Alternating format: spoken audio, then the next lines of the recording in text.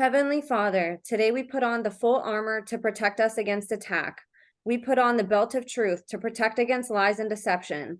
We put on the breastplate of righteousness to protect our hearts from the temptations. We put the gospel of peace on our feet to walk in your light, peace, and freedom with the Holy Spirit. We rebuke anxious thoughts. We take up your shield of faith for protection to block and destroy all the darts and threats thrown at us by the enemy. We put on the helmet of salvation to cover our minds and thoughts, reminding us that we are children of a mighty King. We are forgiven, set free, saved by the blood of Jesus. We take up the sword of the Spirit, your living word, that has the power to demolish strongholds and is sharper than any double-edged sword. We come to you, Lord, in prayer daily. In Jesus' mighty name we pray. Amen. Amen. Thank you. What's up, you guys? Welcome to The Imagination. I'm your host, Emma, and I am thrilled to introduce you all today. Certified clinical trauma professional, certified sex offender treatment provider, licensed professional counselor, founder of Survivor Support, podcast host of his own podcast and channel at John Uhler, LPC on YouTube, father of three, husband to his high school sweetheart, survivor advocate, man of God, and passionate pursuer of truth, John Uhler. John's work began over 30 years ago, and the evolution of his career path is nothing short of astonishing. His education includes attending Epic Bible College, Biola University, Talbot School of Theology, and California State University in Fullerton. He's worked in both clinical and administrative capacities, outpatient and hospital settings, intensive day treatment settings, residential treatment programs, and in secure facilities, including over 11 years on psychology staff within the Pennsylvania Department of Corrections, where he's logged more clinical contact hours within solitary confinement than any psych staff in the entire United States. Prior to his work with incarcerated men, he spent years working with sexual abuse survivors and treating severely emotionally disturbed adolescents in group homes and within the largest intensive psychiatric residential treatment facility for troubled youth west of the Mississippi. When John is not providing professional therapy or podcasting, he serves in an advocacy role toward helping increase safety for vulnerable women and minors who are being placed in harm's way by those pushing dangerous ideologies, public policies, and legislation. Although I could talk about John's incredible list of accolades for an entire episode in and of itself, the part of his journey I especially wanted to share with all of you is his research and clinical experience working with and helping to heal survivors of human trafficking, mind control, and satanic ritual abuse. This is so unheard of in most of the therapeutic community, and John has been loud as an advocate in speaking publicly on these subjects in a field where most therapists and clinicians turn a blind eye willingly or ignorantly. After researching John myself and listening to some wonderfully informative and important podcasts he's done, I was so impressed and knew he would be an amazing guest for you and I to meet and learn from. One of the most common horror stories we hear on this podcast from survivors is the lack of help that they were able to get when they remembered the horrors of their childhood from healthcare providers of any kind, and especially those who work in the therapeutic community. John is a breath of fresh air, providing the public with education on topics such as the psychology of psychopathy and narcissism, sexual deviancy, current agendas against our children, including gender confusion and dysmorphia, and how these agendas are gateways for pedophiles and child predators to gain access to our children, the dangers of pornography, trauma and dissociation, God and biblical theology, and how all of these things tie into the heinous crimes we talk about on this podcast, including satanic ritual abuse, mind control, and human trafficking. John is an absolute wealth of knowledge, and I ask that each of you grab a pen and paper and give him your full and undivided attention as we take a deep dive into some hard but important topics today. Before I finish introducing today's guest, I wanted to give you all a quick reminder that if you are a survivor or whistleblower who wants to share your story on this podcast, or who wants to share any information privately with me, you can email me at imagineabetterworld2020@gmail.com. I'd also love your support on Substack, where I'm taking up journaling as an outlet for me personally to reflect on the podcast, guests, and my advocacy work. And you can subscribe to me at www.emmacatherine.substack.com. All my social media links are in the show notes, and I can't thank you all enough for your love, care, and compassion for this show and all the guests featured. So you guys, without further ado, please help me in welcoming today's guest of honor, selfless man of God, voice for the voiceless, child abuse and survivor advocate, content creator, and absolute warrior, the one, the only, John Uhler. John, thank you so much for being here with me today. Emma, thank you, and thank you for that gracious introduction and very comprehensive. You've done your homework. Your bio is so extensive. I was like, how am I going to fit this into a short abbreviated bio? So I did my best. I know that there's a lot of stuff that I left out. So I wanted to turn it over to you to start. I would love my audience to get to know you a little bit more. I think you're incredible. And how far you've come in your journey. You know, I know you talk about how in the beginning, this wasn't necessarily what you were studying and you didn't know about satanic ritual abuse and things like that. So I thought maybe you could walk us through sort of your journey of where you started to where you are now and, you know, how you got here. Well, thank you. And thank you again for the invitation to be here. It's a pleasure to be with you. It's an honor. I've been doing therapy for about 30 years. And had envisioned myself. Oh, once upon a time, I was heading into vocational ministry, and so God has a way sometimes of changing directions. And I had envisioned, after graduating from Cal State Fullerton, I had envisioned myself setting up a marriage and family practice. And some things changed that direction a little bit. But it was during, I think it was after licensure, just before that, worked in an inpatient program, a private inpatient program, has to be a Christian program, but still private pay. So those are people that have decided, and back then you used to, in most insurance packages, you would have 30-day stays in inpatient. So it wasn't just a couple of days and medication and out the door. So you could actually do some decent therapy. I had never worked inpatient prior to that point. And what I saw was outside of my scope as far as my own personal scope. That was my introduction to trauma. Fortunately, my background did not have trauma. It had its own challenges. My family's a little challenging, so I speak to that a lot. But as far as actual trauma, as far as sadistic abuse, that, as a matter of fact, if somebody had asked me to write about what's the worst thing that you would do to a child, I wouldn't have even come close, because the mind you can only conceive of what you can conceive of. So if it's outside your scope, as far as your perspective. So that inpatient program was life-changing for me, because that is when I first saw dissociation. When I first saw what's called abreactivity. So somebody that is experiencing in the midst of really dissociation.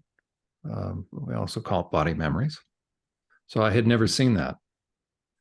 And that's when I realized there's a whole level of reality, like a swimming pool. I guess I thought I was a pretty decent therapist, but I realized at that point, I was just in the shallow end.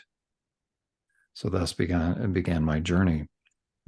Just prior to that, and as a matter of fact, my master's thesis was on emotional eating, so compulsive eating.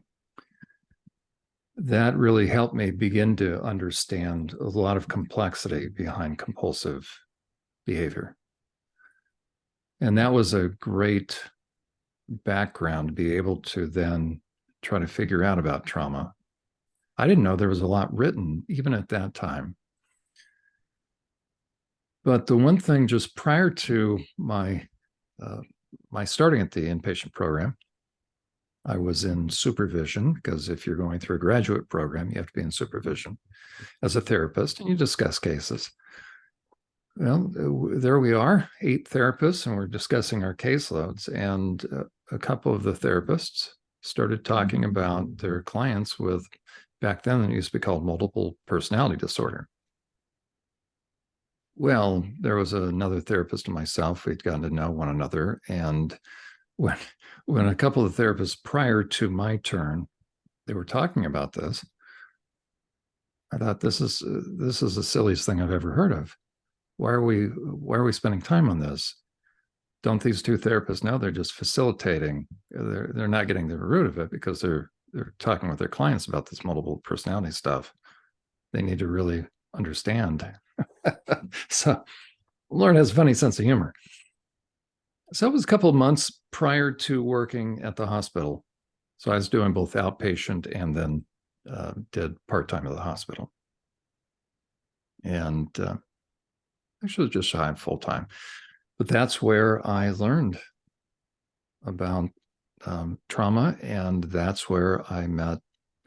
In retrospect, I had worked with people with, again, they used to call it MPD, now it's DID. I didn't know what to look for. Now I do. So I know I have worked with folks because oftentimes if somebody wrestles with eating in a very significant way, compulsive eating, that's an indication of sexual abuse, oftentimes.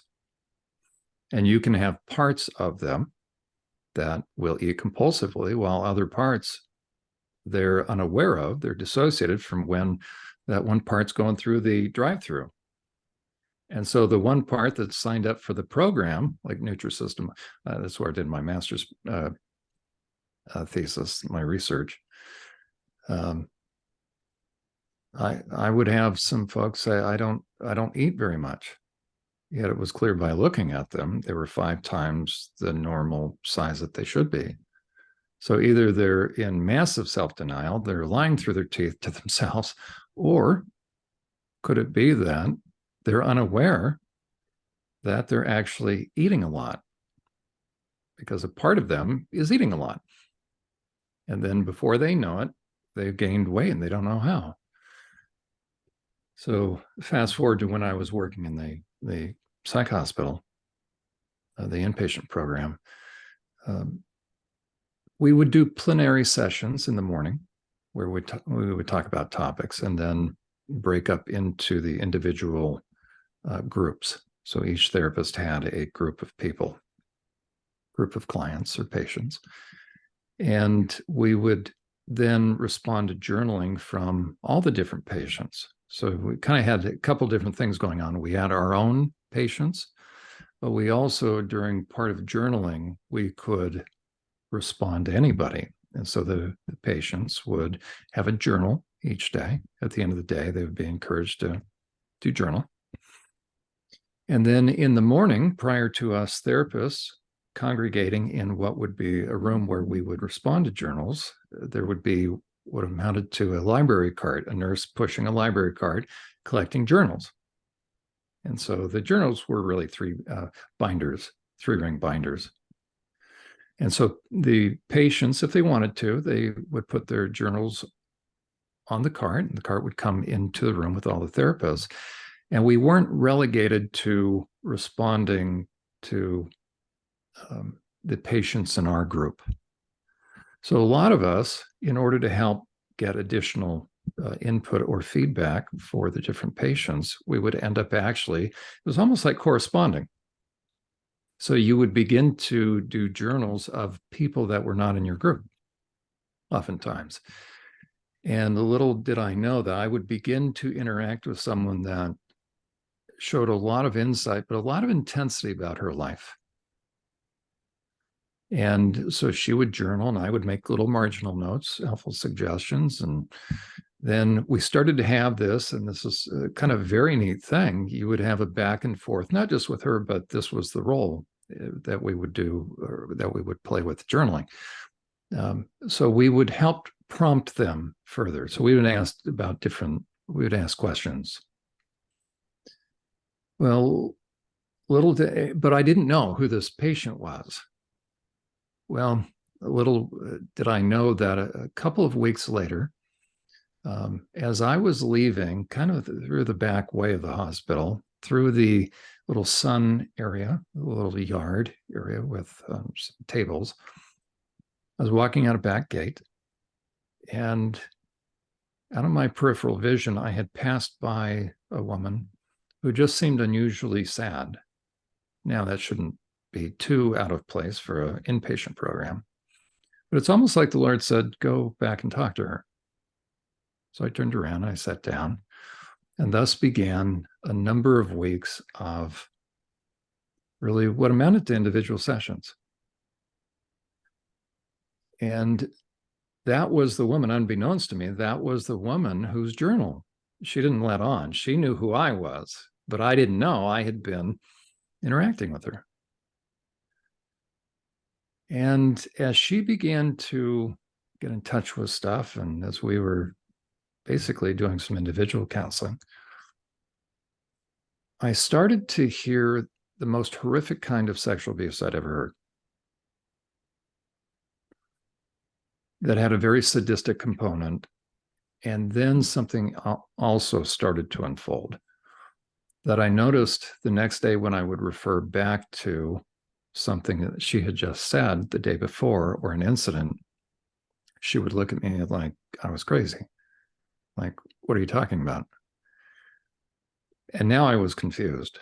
I wasn't confused as far as I didn't know what to do, but it was, I've never encountered this before. And so I remember the first time I said, well, you know, when you told me yesterday about your stepdad raping you, and she was looking at me like, what are you talking about? Well, I have really good recall. So I know she disclosed. And I said, well, yesterday. And she wasn't toying with me. You could tell by the look in her face. It's like, what are you trying to tell me? I didn't know there was anything written clinically, and there's a lot by that time. This was back in the late 80s, early 90s. There was already material about MPD and about dissociation. I just didn't know it. So I worked on this the old-fashioned way. I was just trying to figure this out. And little by little, I started to see her go into, as she became more comfortable with me, she wasn't just remembering, but, you know, like any of us remember. As a matter of fact, as you see my eyes, as we're talking, this normal conversation, I'll look up to one side or the other. It's kind of what we all do in conversation. But in her case, as she started to get to know me more and felt more comfortable, more was coming to her mind. But I started to notice that it wasn't that she was just thinking, like what I just did, how I broke eye contact. I'm thinking, I come back. But I began to notice, I saw her eyes move over or move down, and all of a sudden, you could see behind her eyes, it was now going from, well, I remember when, to, it was now, she was watching it. And then she was experiencing it. And then I would see her, as it were, come out of that and come back. And you know, kind of one of these, blink her eyes, and before you know it, she's nervous. She comes back, and I could tell a little disoriented in a couple of ways. The most pronounced, I started to notice this, she would quickly look at her watch for what time it is, meaning how long has she been talking to me? Meaning how long had we been sitting there? Then I figured out, so little by little, I'm putting pieces together that what I'm hearing in real time from her, she was recalling things that as she came out of that memory, so she's not just watching it, but then she started, I saw her wincing and different things. So she was re-experiencing this. And when she would come out of that, it was clear to me she had no recall of what she just said.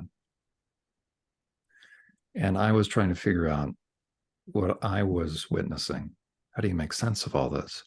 And then I realized the Lord had a funny sense of humor, because then, of course, we're talking about the possibility of multiple personalities.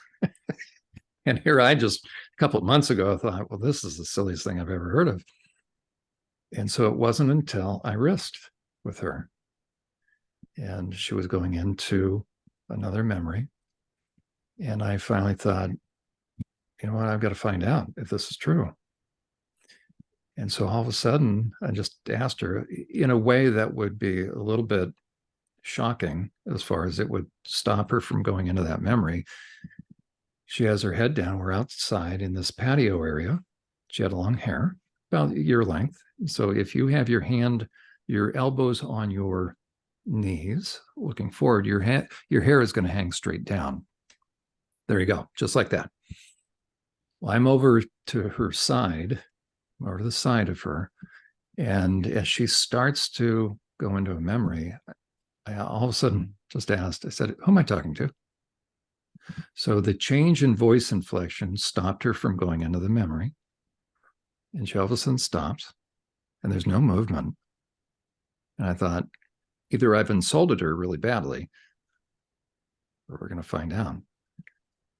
And it was quiet, and she's not moving for just a little too long. Meaning, I think this is what we're dealing with. And so I asked the question again. I said, who am I talking to? She's not moving. So I asked it again. I said, who am I talking to? And all of a sudden, she just turns her head, and the hair parts a little bit. I see her eye.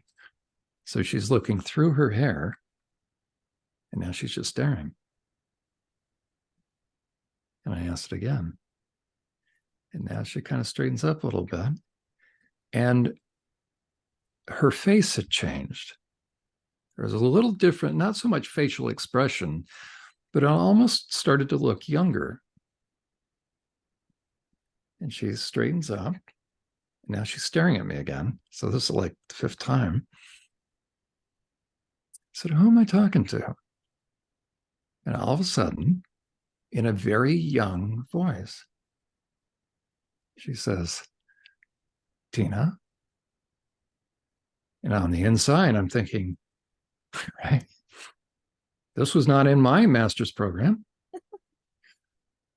And I said, Tina, have we talked before?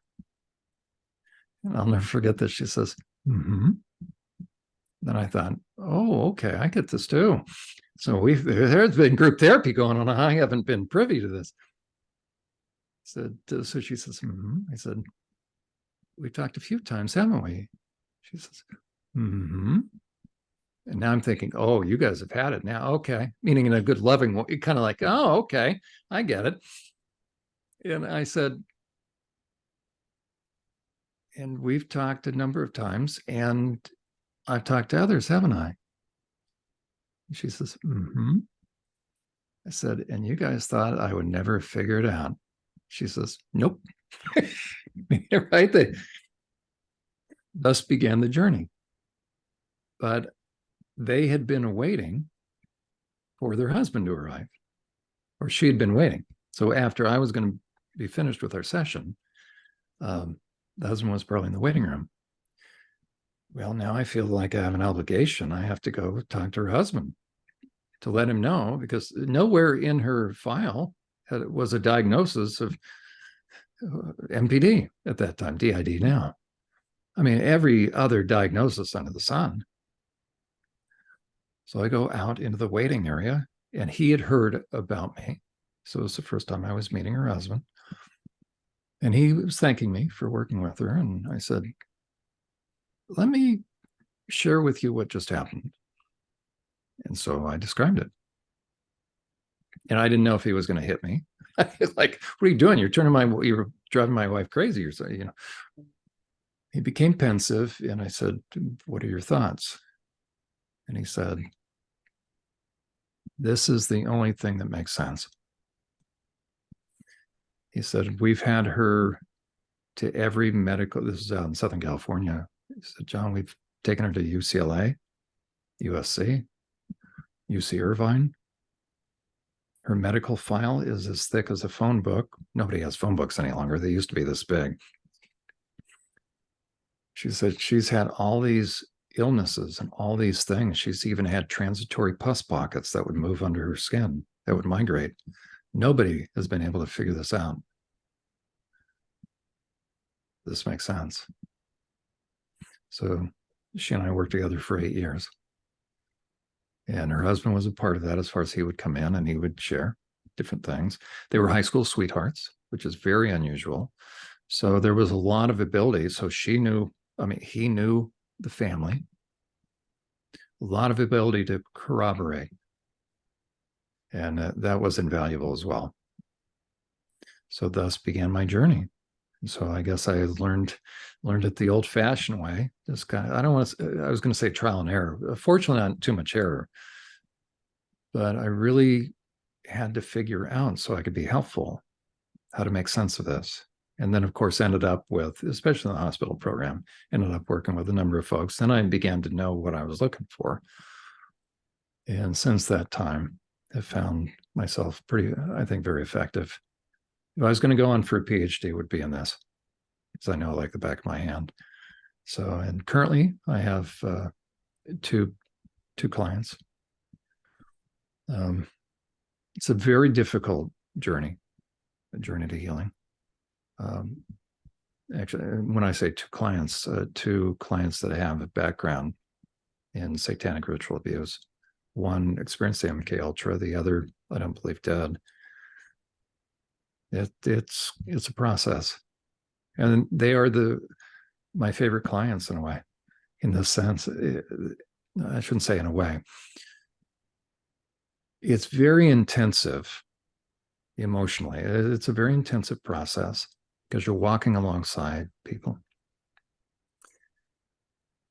But they are the bravest of people because their journey requires them to go down into a Grand Canyon-sized Valley of the Shadow of Death to begin to uncover things.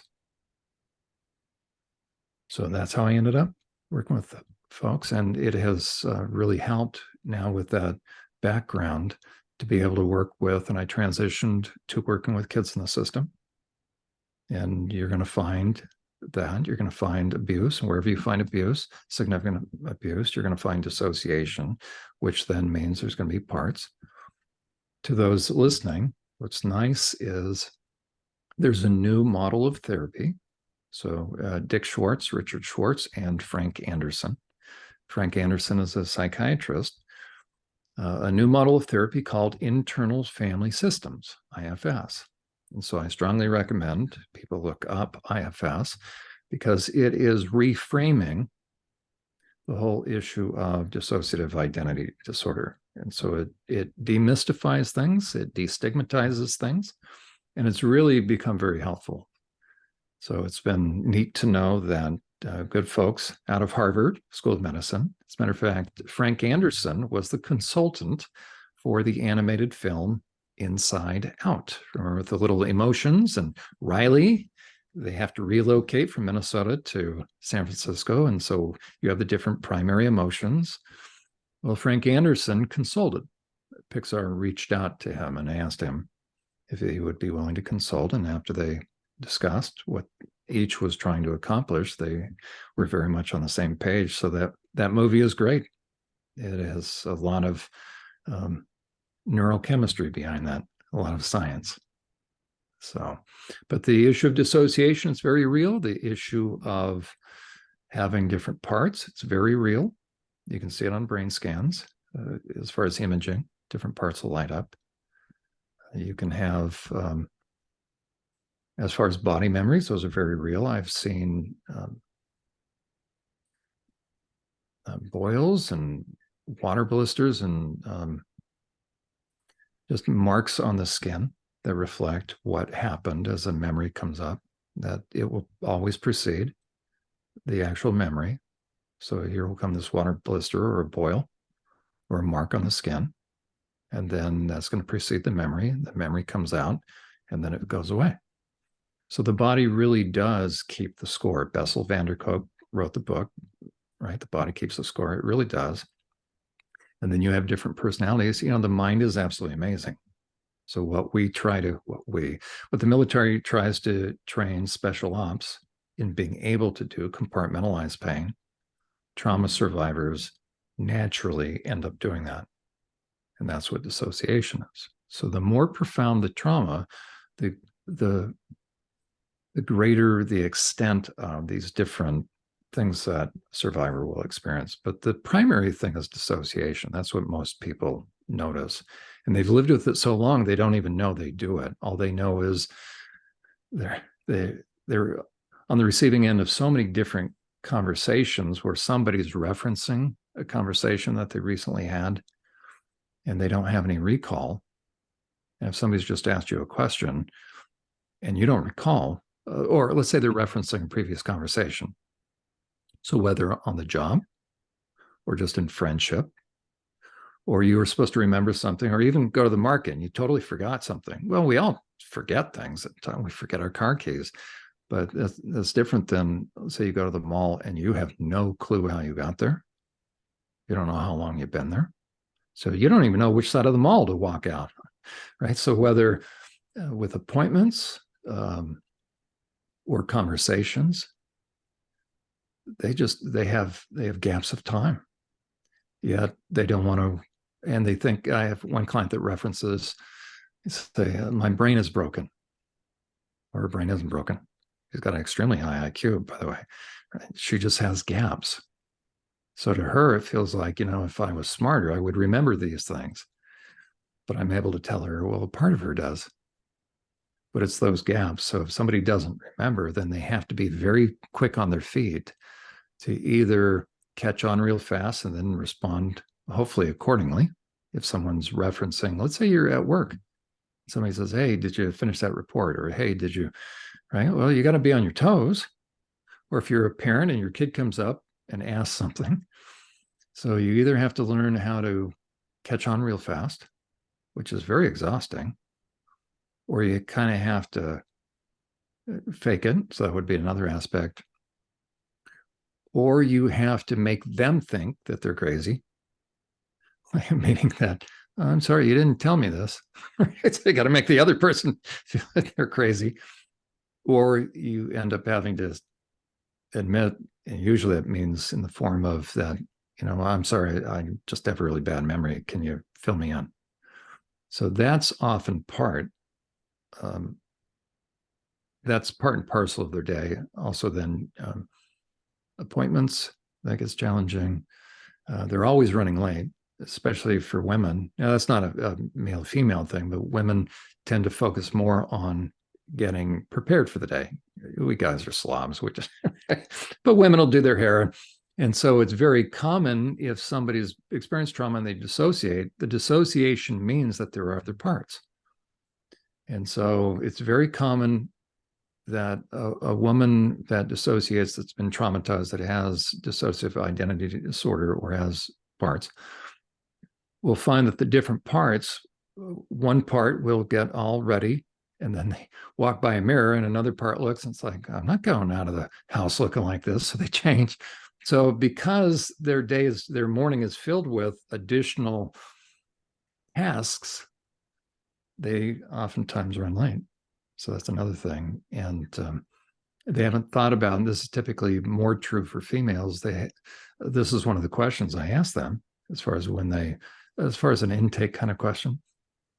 We'll ask them, have you ever noticed when you go into your closet and you look at all the clothing you have, you ever notice that, are there any clothes, any items in there with the tags still on, but you haven't gotten rid of them? Or there's certain items that you'd never be caught dead in, or it's a little too racy, but you don't get rid of them. They're still in your closet.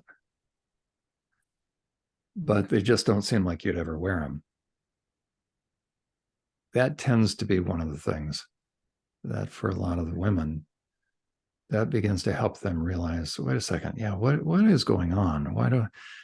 Well, that would be that certain parts, those are their articles of clothing. So, but anyway, so that's maybe a little introduction to how I came into this. But it really is, to me, this sounds funny. It's an exciting thing. None of it's exciting in that sense, but to understand and be able to help someone work through this dynamic is really to help anyone understand how complex we are. So if somebody can begin to understand this, they will understand a lot. There won't be much that they won't be able to figure out in life. But the challenge then is trying to get to a point where you can come to terms with it, understand it. Incredible. That's amazing that you were so open to it. A lot of people do turn away when they get to that challenging point of, this is something that's out of my scope. I'm just not going to deal with it, or I'm just going to slap a diagnosis of maybe schizophrenia or bipolar on you and put you on some medication, and that's as far as I'm going to go. And I definitely want to dive a little bit more into this. Could you explain to people, I mean, your pathway, not everybody goes into therapy, and it's definitely a very challenging, and any type of psychotherapy or just the job that you do, it's very intensive, very emotionally draining. It's not something that I think a lot of people that watch my show are familiar with as far as in an academic setting. I'd love to hear from you. What did you learn in school when it came to this? Was there anything on dissociation or this type of trauma? And if not, what was missing from it? And then on your end, where did you start your learning for this whenever you found out it was true? I had not one class, or not even a class session. So I didn't have a course, and it wasn't a part of any program. I mean, in a way, shame on Cal State Fullerton. Okay, if they've listened to it, well, hopefully they've changed by now.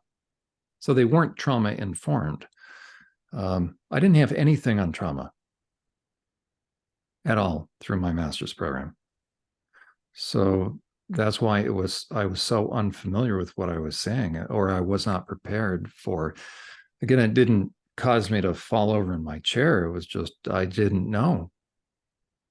So that should have been, because think about how trauma will affect a marriage and therefore a family. So to think that I have a master's in marriage and family counseling, and there wasn't one course, let alone one topic on trauma, other than, for instance, like an accident or PTSD. So they would talk about PTSD, but it was at wartime. It was for police officers. It was accident victims, bank robberies, those kind of situations, terrorist situations. But it had nothing to do with what we now call complex trauma. I think most programs these days now, as far as graduate programs, understand or have a better understanding now of trauma. So it was really the scenario that I pointed out to you. That was me seeing somebody go into an abreactive state. So what that meant is they were triggered, and they were actually triggered by me. The very first time I saw it, we were in a venting group, great group, but because I was new in the hospital setting, Dale, the seasoned therapist, said, John, why don't you, so I was shadowing Dale, going through the different component parts of the different topics. And it was time for venting group. Well, I'd never seen a venting group. He says, why don't you sit across the room? We probably had about 15 patients.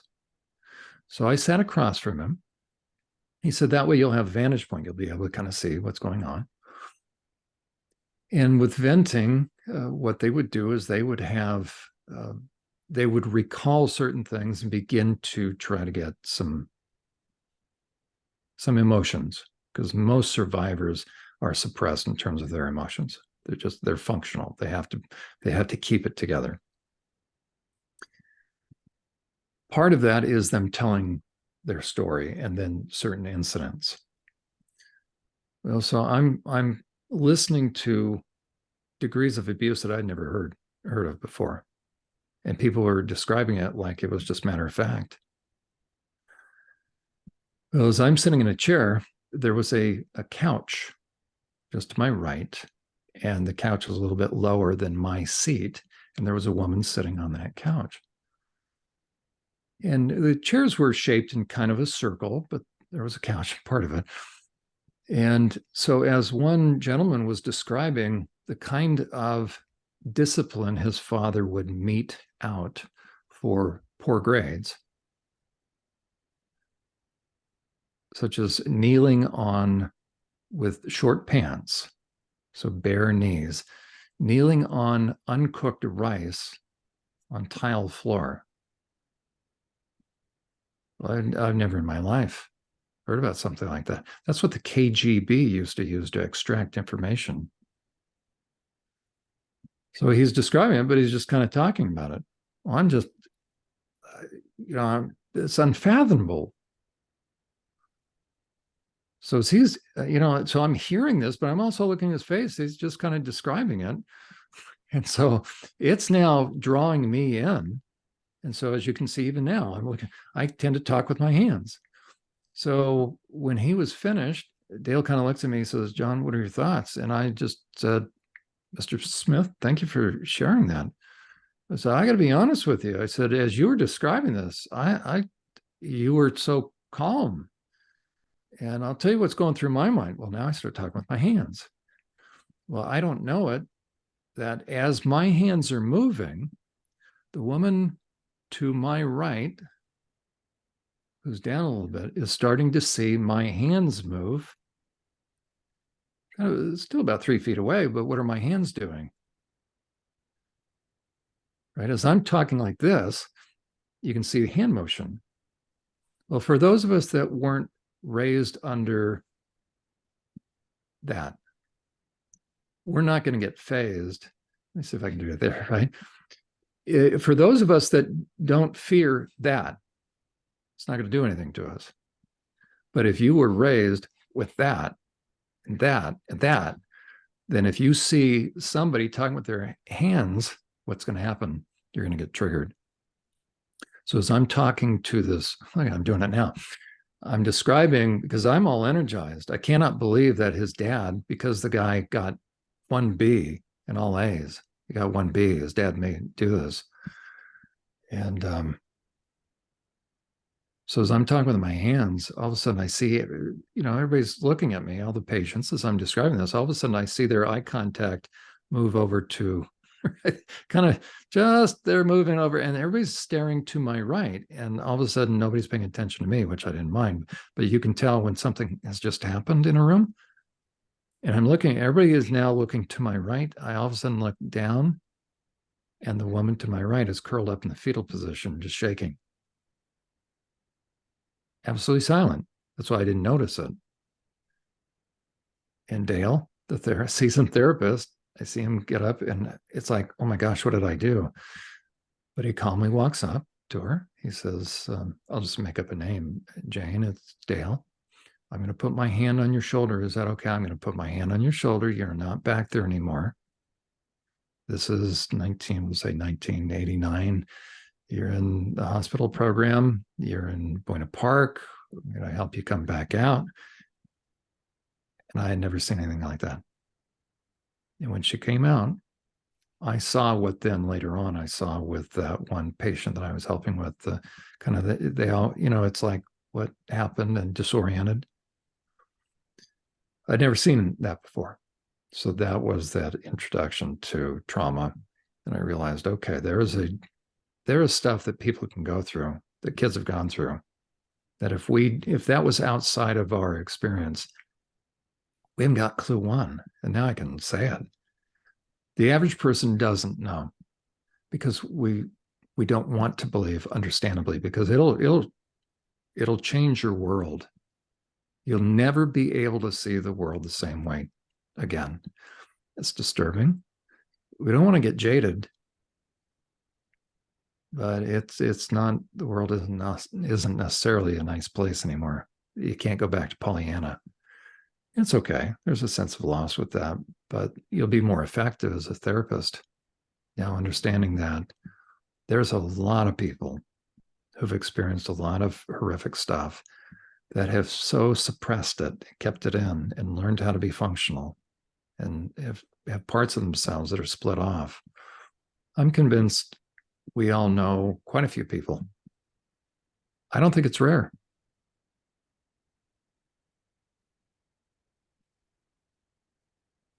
That's fascinating for you to say that. What do you think, in your opinion, if you were to maybe give a percentage of patients just from your own experience that experience some sort of dissociation, what is that in your experience? It's about 40%. I'd even say upwards to 60. Really? Mm-hmm. Oh, there are some, and it is interesting to think through there, and it's by degree. Part of the goal of therapy, and this is true for regardless of who's going through therapy. So think about this phrase. The goal is to be able to be fully emotionally present in the moment. That sounded like psychobabble. Let me say it again, though. To be fully emotionally present in the moment. Well, how many of us are? How many wives have to say to their husband, that's not a gender threat, but hello, did you hear what I just said? Right? How many people said that to us? Or we say, oh, I'm sorry, I wasn't there. We're all almost in a dissociative state all the time. We're daydreaming. We can be two places at once. And that's without trauma. But then you add trauma to it. Now you've got PTSD. And the research now has shown with PTSD that neural pathways have changed to where about 90% of any given conversation in the here and now, if you have PTSD, even as an adult. So I work with guys that have come out of prison. I spent 11 years working in prison. So combat veterans, police officers, and those that have been in prison, they will all have PTSD. And they are driven to have situational awareness. And that means if, let's say, I'm meeting somebody for lunch that has that kind of PTSD, and let's say we go to a Panera Bread or any fast food, but let's say Panera Bread. If you notice with Panera, as you walk in, there's a big signboard, all the menu, right? The menu is up above. So as you walk in, your eyes naturally glance. That's normal. So we walk in and you watch people, just do a little social science experiment, right? Just stand by the coffee bar or wherever, watch as people come in, they'll look up, right? Because, it's going to Starbucks too, right? You have to speak a foreign language, you're going to Starbucks.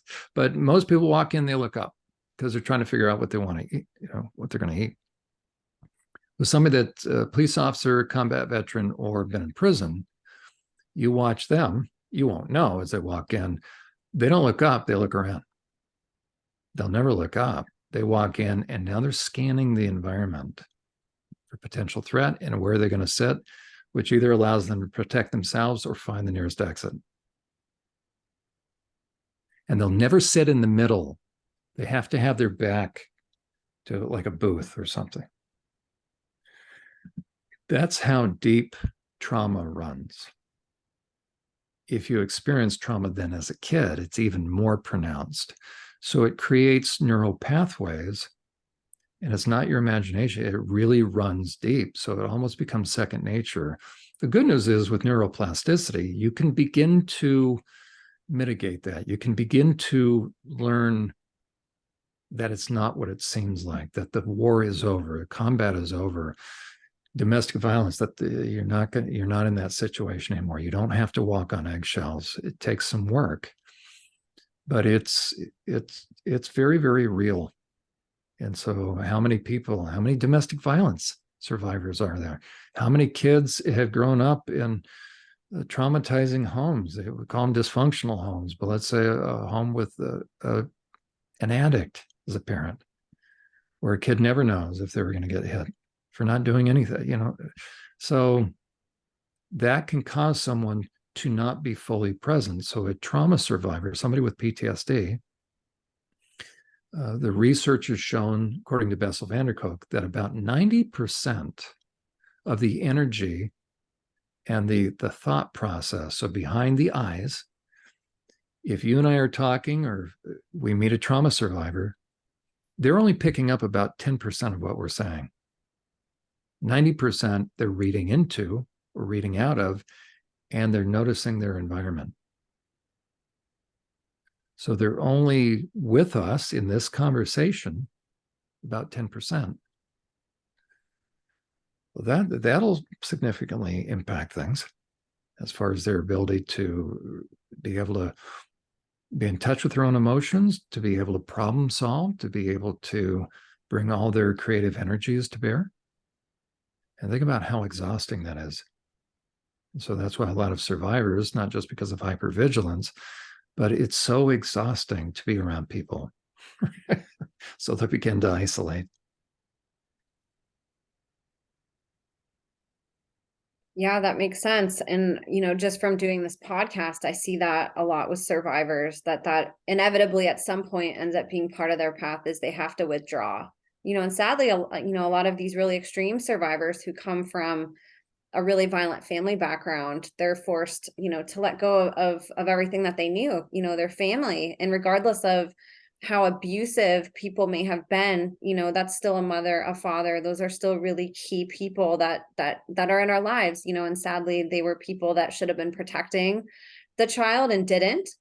But that does seem like a really natural reaction that, you need that space to sort of curl up and like you said, assess your environment, figure out what's safe and what's not, and be able to sort of pivot in your life and then find safe people, and safe environments where you don't have those sort of triggers going off and this and that.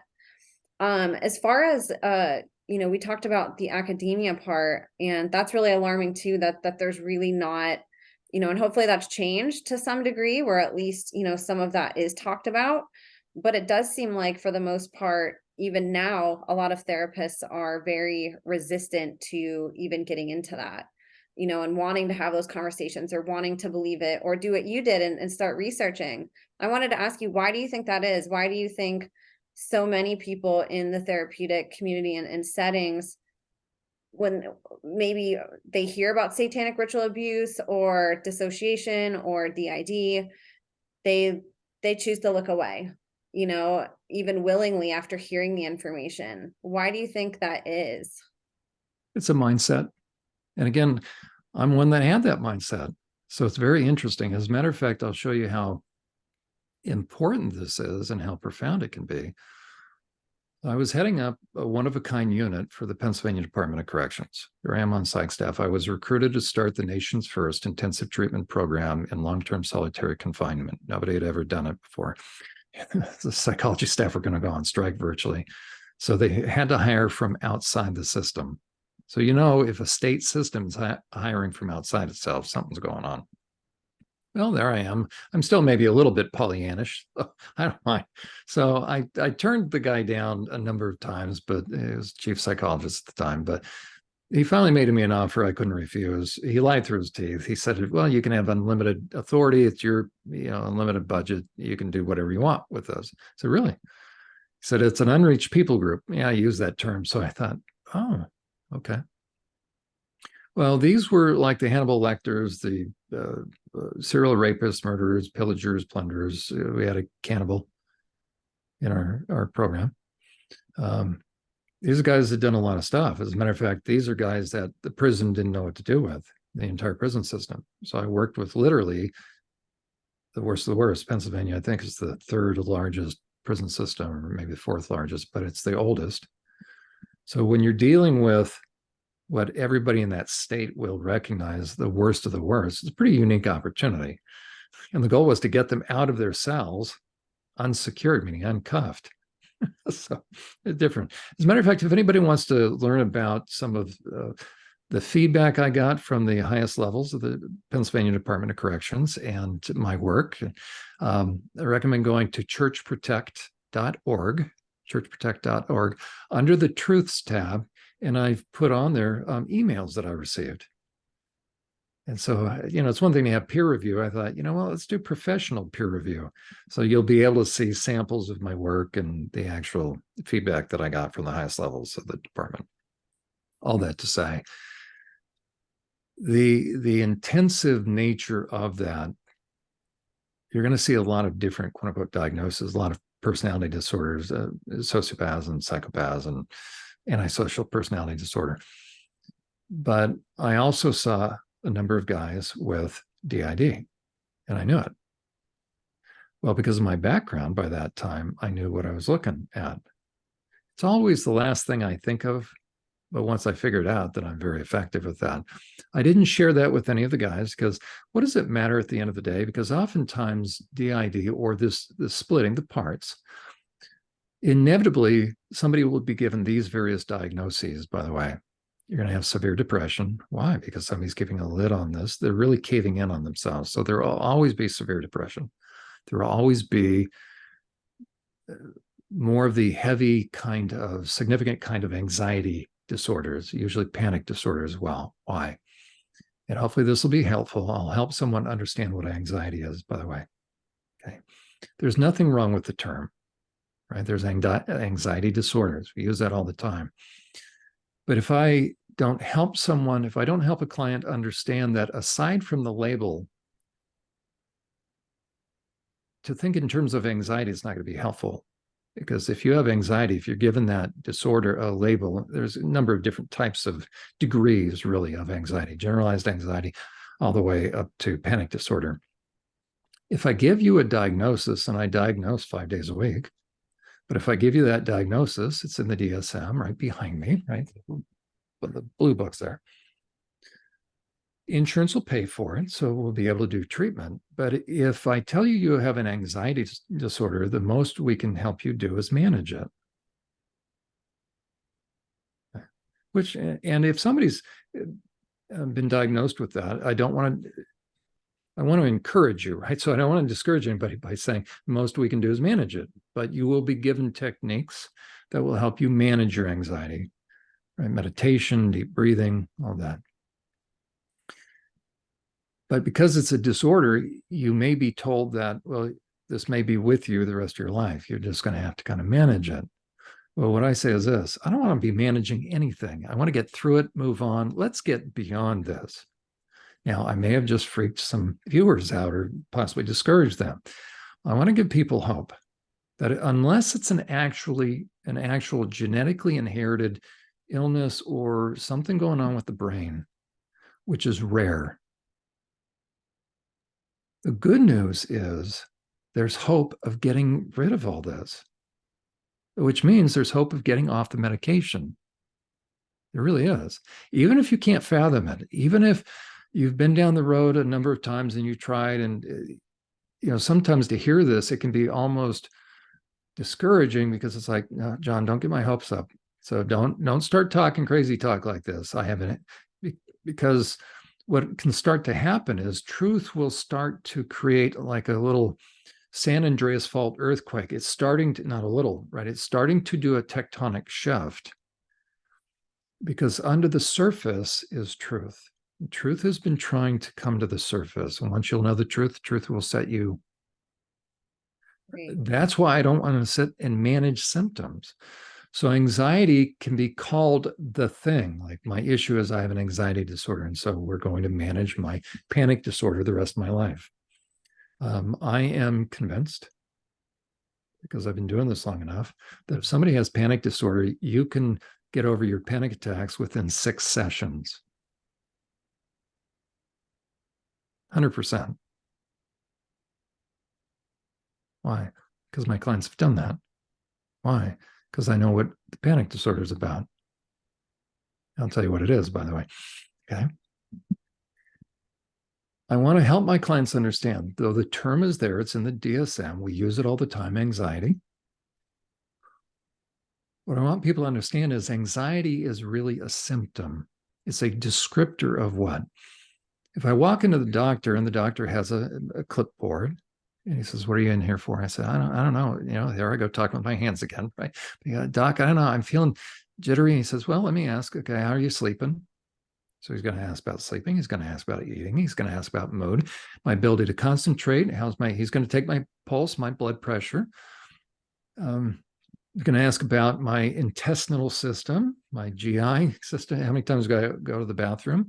Am I able to fall asleep? If so, am I able to stay asleep? How about, do I ever get ringing in the ears or tunnel vision? He's going to look for panic attacks. Okay, what's he doing? He's going through a list of indicators of anxiety. Okay, and if I check enough, he's going to say, I have an anxiety disorder, probably prescribe medication. I'm not anti-medication. Okay, and so if somebody's on medication right now, do not go off your medication. Okay, that's between you and your doctor, but I just want to give you some hope. Okay, so we've gone through all those lists, and in our field, psychology, mental health, or psychiatry, a psychiatrist is a medical doctor. We are trained to think in those terms of diagnosis and disorder.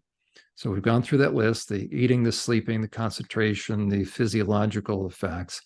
And so we'll give this label of anxiety disorder. But let me ask you, Emma, let's say you and I were to do another podcast where we say, you know what, let's do kind of an in vivo live podcast at a Starbucks or a coffee shop. That'll be kind of different background. So let's go. We're going to meet next week. We'll do another episode. So we'll sit down at a table and I say, hey, you know what, I'm buying. Let me bring some coffee in. So I come with 10 big cups of coffee and I say, you know what, we're going to go, let's do some energy. So here's 5 for you, 5 for me. Okay, let's drink these down. I'm in 5 minutes and let's go for it. And you go, what? Yeah, just trust me. This will be really good, woman. Okay, so stay with this weird analogy. So let's say we drink these 5 big cups of coffee.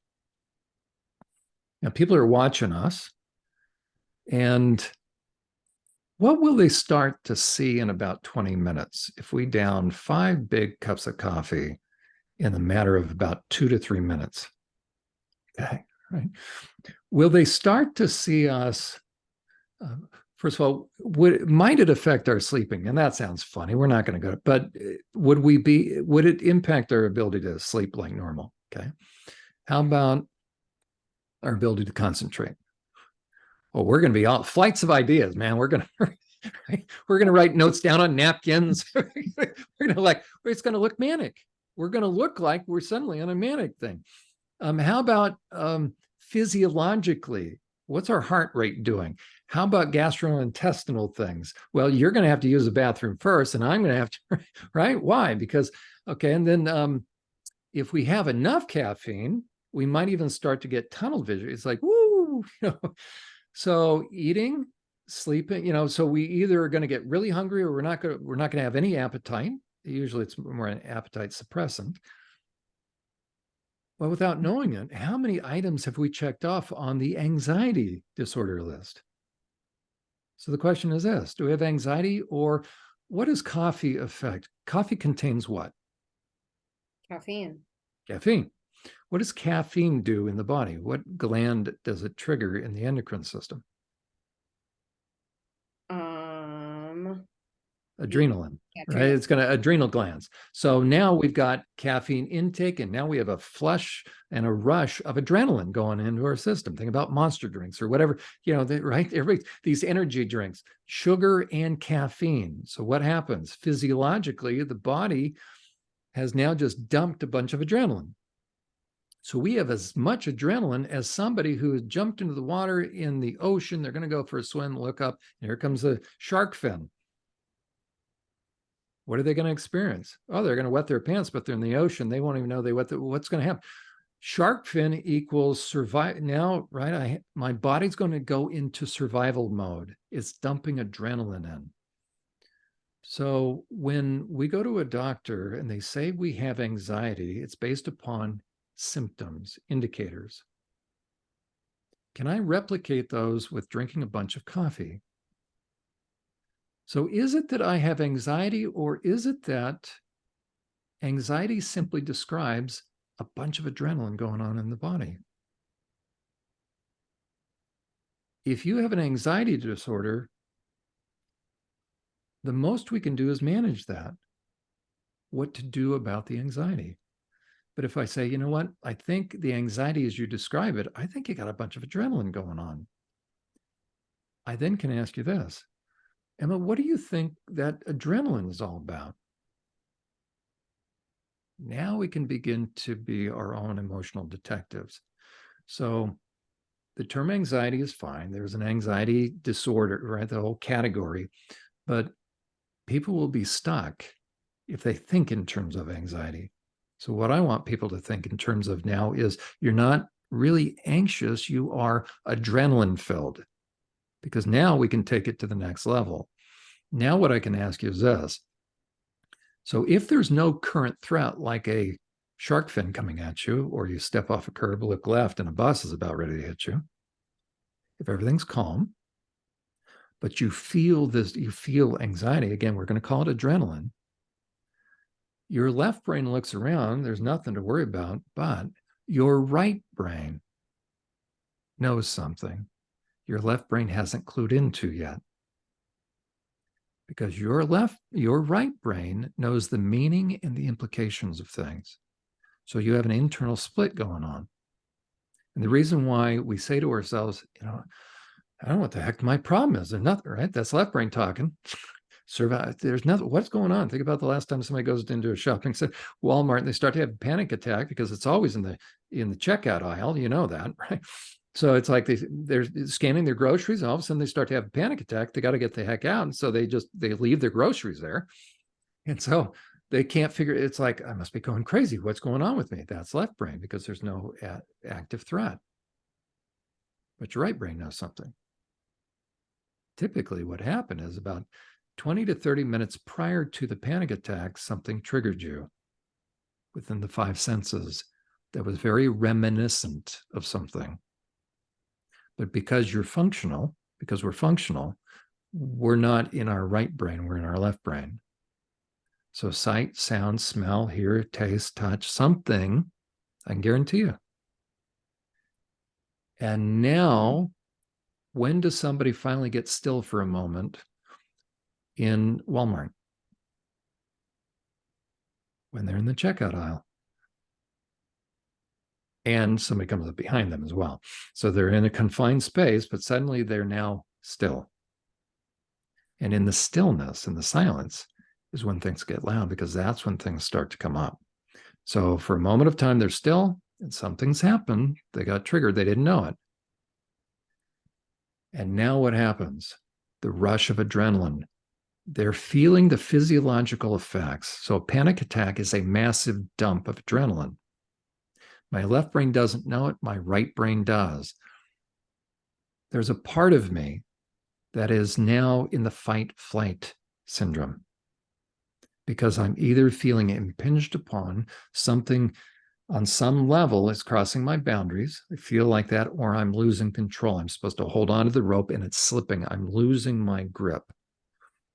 Neither of those two positions were we ever designed to experience, because Adam and Eve never felt their boundaries being impinged upon. They were in a perfect condition. Nobody was ever going to violate their boundaries. And they were always in control, not controlling, but there was nothing, they were never out of control. They'd never experienced that. So because we live in a fallen world, and then you put people in the mix as well, now we have our boundaries being crossed all the time, and we're feeling overpowered, especially as kids. That puts us backed into a corner. It puts us in a no-win situation. When I'm in that situation, I go into the fight-flight syndrome. My body kicks in as far as survival. It triggers my adrenal glands. Adrenal glands dump adrenaline. And what does that feel like? Anxiety. So the good news is nobody has to be anxious. So that's why I say panic attacks can go away in successions, because if you've had a panic attack, there's a reason why. And if you're halfway normal, you say, John, what are you talking about? It just comes out of the blue. I understand that. But if I tell you about 30 minutes prior to that, within the span of 30 minutes, something triggered you. Now there's hope. Now, if we can just begin to figure out what it is, guess what? It'll make sense. Now you're not crazy. Now it's like, oh, guess what happens? Left and right brain connect. And what happens to your fight-flight response? It comes down. What happens to the output of adrenaline? It gets dialed back. What happens to your panic attack? You don't.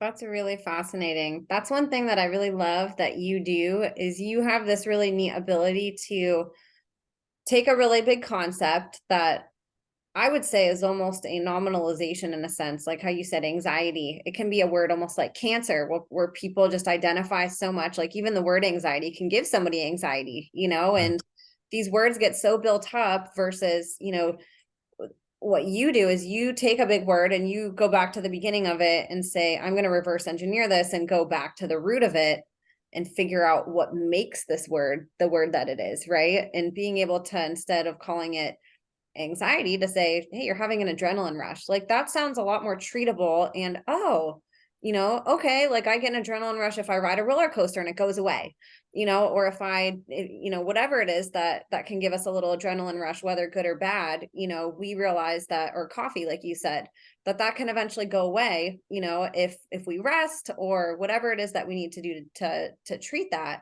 It seems a lot less daunting whenever you can go back and look at that and say, what is it really that I'm looking at, instead of just grouping all of these symptoms into this big word that seems really intimidating, and then just treating it, covering it up and band-aiding it with medicine, instead of, is there a different fix that we can do ourselves? We can look at it with anything, like depression, like you said, right? Is depression a lack of Zoloft? Is a person have, depression because they don't have Zoloft? No. People are treating it with Zoloft, but there's something else lacking naturally in our body that is causing something with that. And I love that you're able to really, take these concepts and do that. And one of the things, Emma, let me, as a matter of fact, since you brought up depression, let me tell you what the answer to depression is as well. There's the two major categories that everybody wrestles with, anybody that comes into treatment, and very few people come into treatment. Right? So everybody's walking around. I mean, think about the US. We are the #1 consumers of psychiatric medication in the world. I think like 40%. We're the wealthiest, highest standard of living and all that, but we are the sickest. Right now, I rarely use that term, right? We have less peace than any country in the world, meaning individuals on the inside. So we try to fill it with all sorts of stuff. And if something is unsettled, I'm going to end up becoming addicted, or I'm going to become compulsive if I'm unsettled. The two primary categories of medications address the two primary categories of issues, which is either depression, so we call it mood disorder, or under mood disorder, you have depression. So depression and anxiety, that comprises the vast majority of all medication. Okay, I just described about anxiety. Let me add one other piece to help you understand, then help anybody understand if they're feeling anxious, what the origin of it is, because there's one additional piece. So we're not really as much anxious as we are adrenaline filled. So if somebody can begin to automatically replace the word anxiety with adrenaline, now you're on your way to being able to be your own emotional detective. Okay, because if you say, what am I anxious about? You're going to miss it. If you say, what do I have so much adrenaline? Adrenaline comes from what? Fight flight syndrome. You're backed into a corner, you feel impinged upon, or you're losing control. Okay, where does that come from? Somebody's crossing your boundaries, or you feel responsible for something, or you have to accomplish something. And a lot of that can still come from boundaries, but ultimately it's going to come down to this. If I'm feeling backed into a corner, again, two things. I either am losing control of something I have to maintain control over, or something is, and it's usually having to do with knapsacks and boundaries, quite frankly, but somebody's impinging upon me. So I'm being pushed further and further and further, as it were, into a corner. So I'm going into the fight-flight syndrome. The very fact that I'm being put in that position, it doesn't really matter if I'm putting myself in, just for purposes of this discussion, it's helpful for someone to think in terms of, I use the idea that comes out of the book of Galatians, where Paul said, each man, we should bear one another's burdens. The Greek word for burden is a big boulder.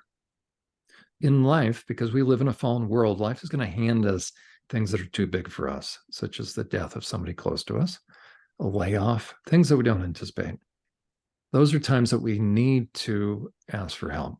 We need to be vulnerable because it's too big. It's on us. It's going to be ours, but we need to be able to be willing to let our need be known, genuine need that we couldn't anticipate. It's not due to irresponsibility. And we also need to be willing to receive assistance. When Moses had his hands up, there's a fight with the Amalekites going on there in the desert, and Joshua and Aaron helped hold Moses's arms up. As long as Moses's arms were up, the Israelites were winning. When Moses's arms were down, they started to lose. So Joshua and Aaron realized, we have to help him lift his arms up. That's a good picture of what we need to do for each other. Bear one another's burdens. That's a boulder. Paul then added another piece. He said, each man carry his own load. The word he used in the Greek was the old-fashioned term for a knapsack. Do you remember, like hobos that would ride the rail? They would have a pole, like a bamboo stick with a little bandana wrapped around it. It would be the little sack on it. That used to be their little knapsack.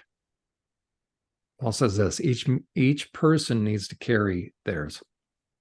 So the goal really is this. The goal of life is one knapsack, no more, no less. Everybody that comes to me for counseling, I know has either more than one knapsack or they don't have enough. Voluntary clients have too many. Involuntary clients don't have any.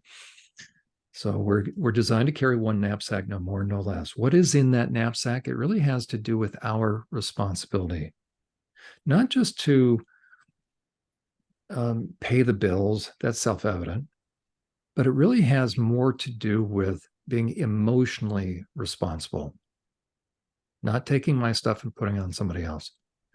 In the book of Proverbs, chapter 1, verse 3 and 2, verse 9, it says this, if we pray for wisdom, and the only time we need wisdom is if we happen to have other people in our lives. If you crash land on a tropical island by yourself, you're either going to pray to be rescued or to not be rescued.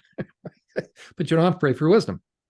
So it's interesting, the book of Proverbs is there to help us figure out how to deal with other people. So the only time we need to pray for wisdom is when we have other people in our lives. What's challenging about that? It has to do with boundaries. What's challenging about boundaries? Boundary violations is when somebody takes their knapsack and puts it on somebody else. So really the goal of therapy is helping people figure out, it's not about blaming other people. A lot of people think, oh, what's this therapy stuff? You're blaming everybody. No, blaming is if I take my responsibility, my knapsack, and put it on somebody else. I make them responsible for my stuff. So that's really, by the way, false guilt, or what we call shame. Guilt is very situationally specific. Guilt is always attached to something I have done. That's why I can make amends for it. But if it's shame or shame-based, it's somebody else's responsibility that I'm paying for. I can't do that, meaning it's ineffective. And that's why the goal of counseling is to help everybody ferret out what is or isn't their stuff. And everybody should end up with one knapsack because that's enough, right? Jesus said in this life, you're going to have difficulties. He's overcome the world, and come to me, all you who are weary and heavy laden, I'll give you rest. What does that mean? One knapsack.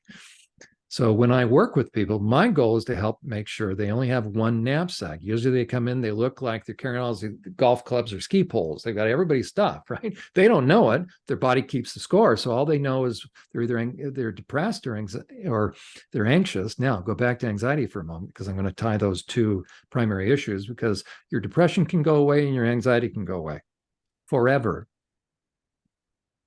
I don't care who you are. Lord didn't say, you'll know the truth will set you free unless you've been ritualistically abused. Now you're SOL, and the best you can do is just be a second-class citizen the rest of your life. Or if you've been under monarch. Lord said, you'll know the truth, and the truth will set you free. It's not a poof experience, by the way, but it's the same principle. That's beautiful. That's the good news in my estimation. That means if you understand these principles, then no matter what you've been through, little by little, you can heal from it to where you're not controlled. Idea of mind control. You don't have to be mind controlled. I didn't minimize anybody's struggle. What I'm here to offer is what I believe is truth. Therefore, hope. And a number of folks in your audience probably all of a sudden said, if you find yourself agitated right now, I'll tell you why. Because a part of you saying, John, don't run your mouth like that. Do not get my hopes up. I don't want to hope. I'm managing things. It's okay, because I've been down that road before. I felt there was hope, and then it came rushing back. Okay. I'm here to tell you there's no quick fix, but there's hope that eventually this can go away. Now, does that mean there won't be emotional scars? Of course there will be scars, but they won't be active wounds anymore. You don't have to have buttons and triggers. It's not an overnight process, but you can get to a point where you can finally experience what Jesus said in John chapter 14. I'm going to give you a gift that the world can't give to you, the gift of peace. If you experience peace, you can finally experience rest, where you lie down beside still waters.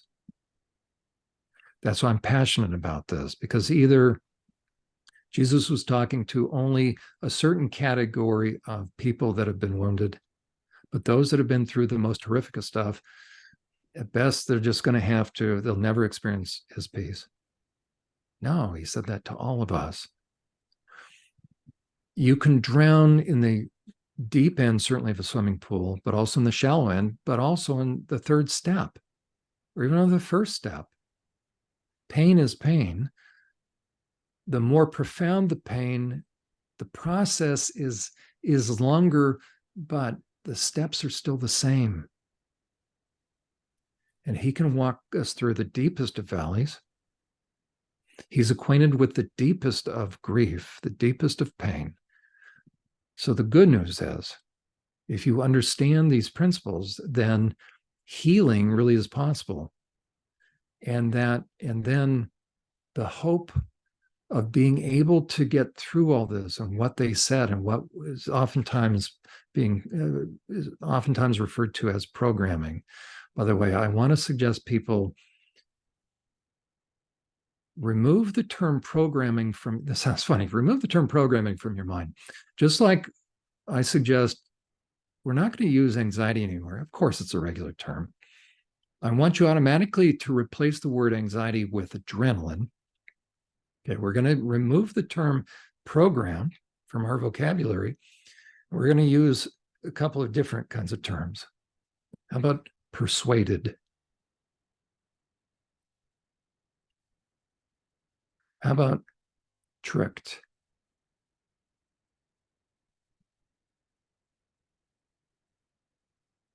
Influenced, but probably persuaded is the best term. You weren't programmed. Oh, here's the other one. Persuaded and convinced. If you're programmed, what comes to mind? I'll tell you what comes to my mind. Somebody sitting down on a computer and programming. Well, if somebody programs my computer, I'm done. I'm not a computer person. That means they have more control.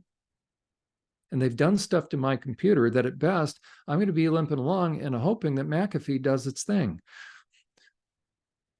But ultimately, I just know that every now and then this program is going to kick in. Well, where's the stability? Where's the peace? Where's the rest? So we're going to get rid of the word, I'm not minimizing, but if someone believes they've been programmed, there is no peace and rest. There's no control. It's like you have anxiety, this thing. So I want people to get rid of the idea of programming. I'm not minimizing, track with me. You weren't programmed. MK Ultra, you weren't programmed.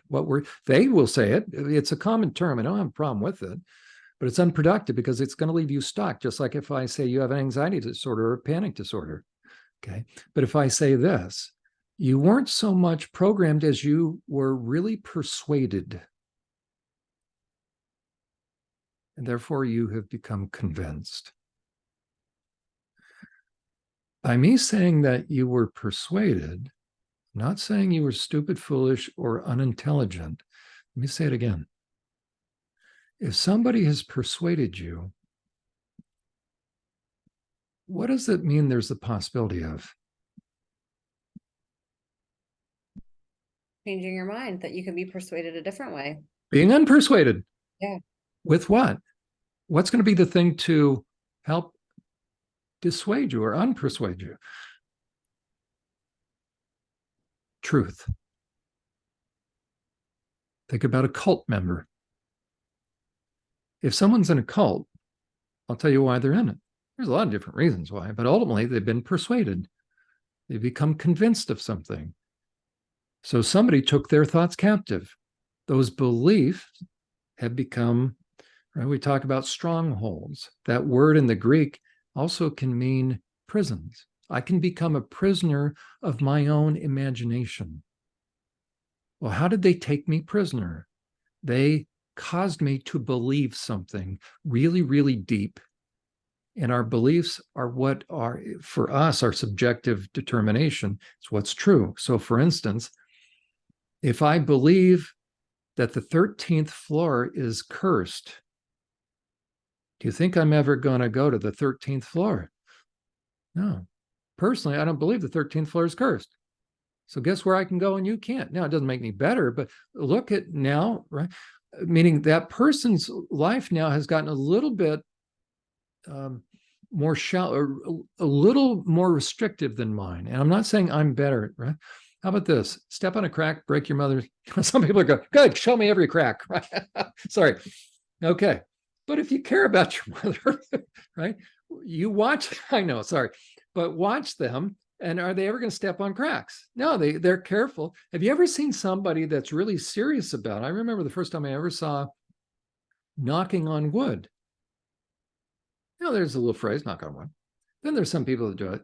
I remember the first time I really saw somebody who had to knock on wood, because all of a sudden he stops and he starts looking around. And I'm thinking, what's going on in my office? And he's looking, and all of a sudden he said, oh, he reaches over and he knocks 3 times. It's like, oh, wow. So there's these phrases, but if then there's like, he had, now the question is this, let's say he started to look around. And I said, what are you doing? He says, well, I need to find wood. He starts leaning forward. What would have happened if, and kind of go with this for a moment, what would happen if I said, no, stop, I want you to sit back? So all of a sudden he's looking around. So Emma, you're the therapist. I'm looking around. I start to reach forward and you say, what are you doing? I say, what? And you say, no, sit back. What do you think is going to happen inside of me? You're going to be destabilized a little bit because it's going against your belief system to do that. Okay. What do I have going on in my body?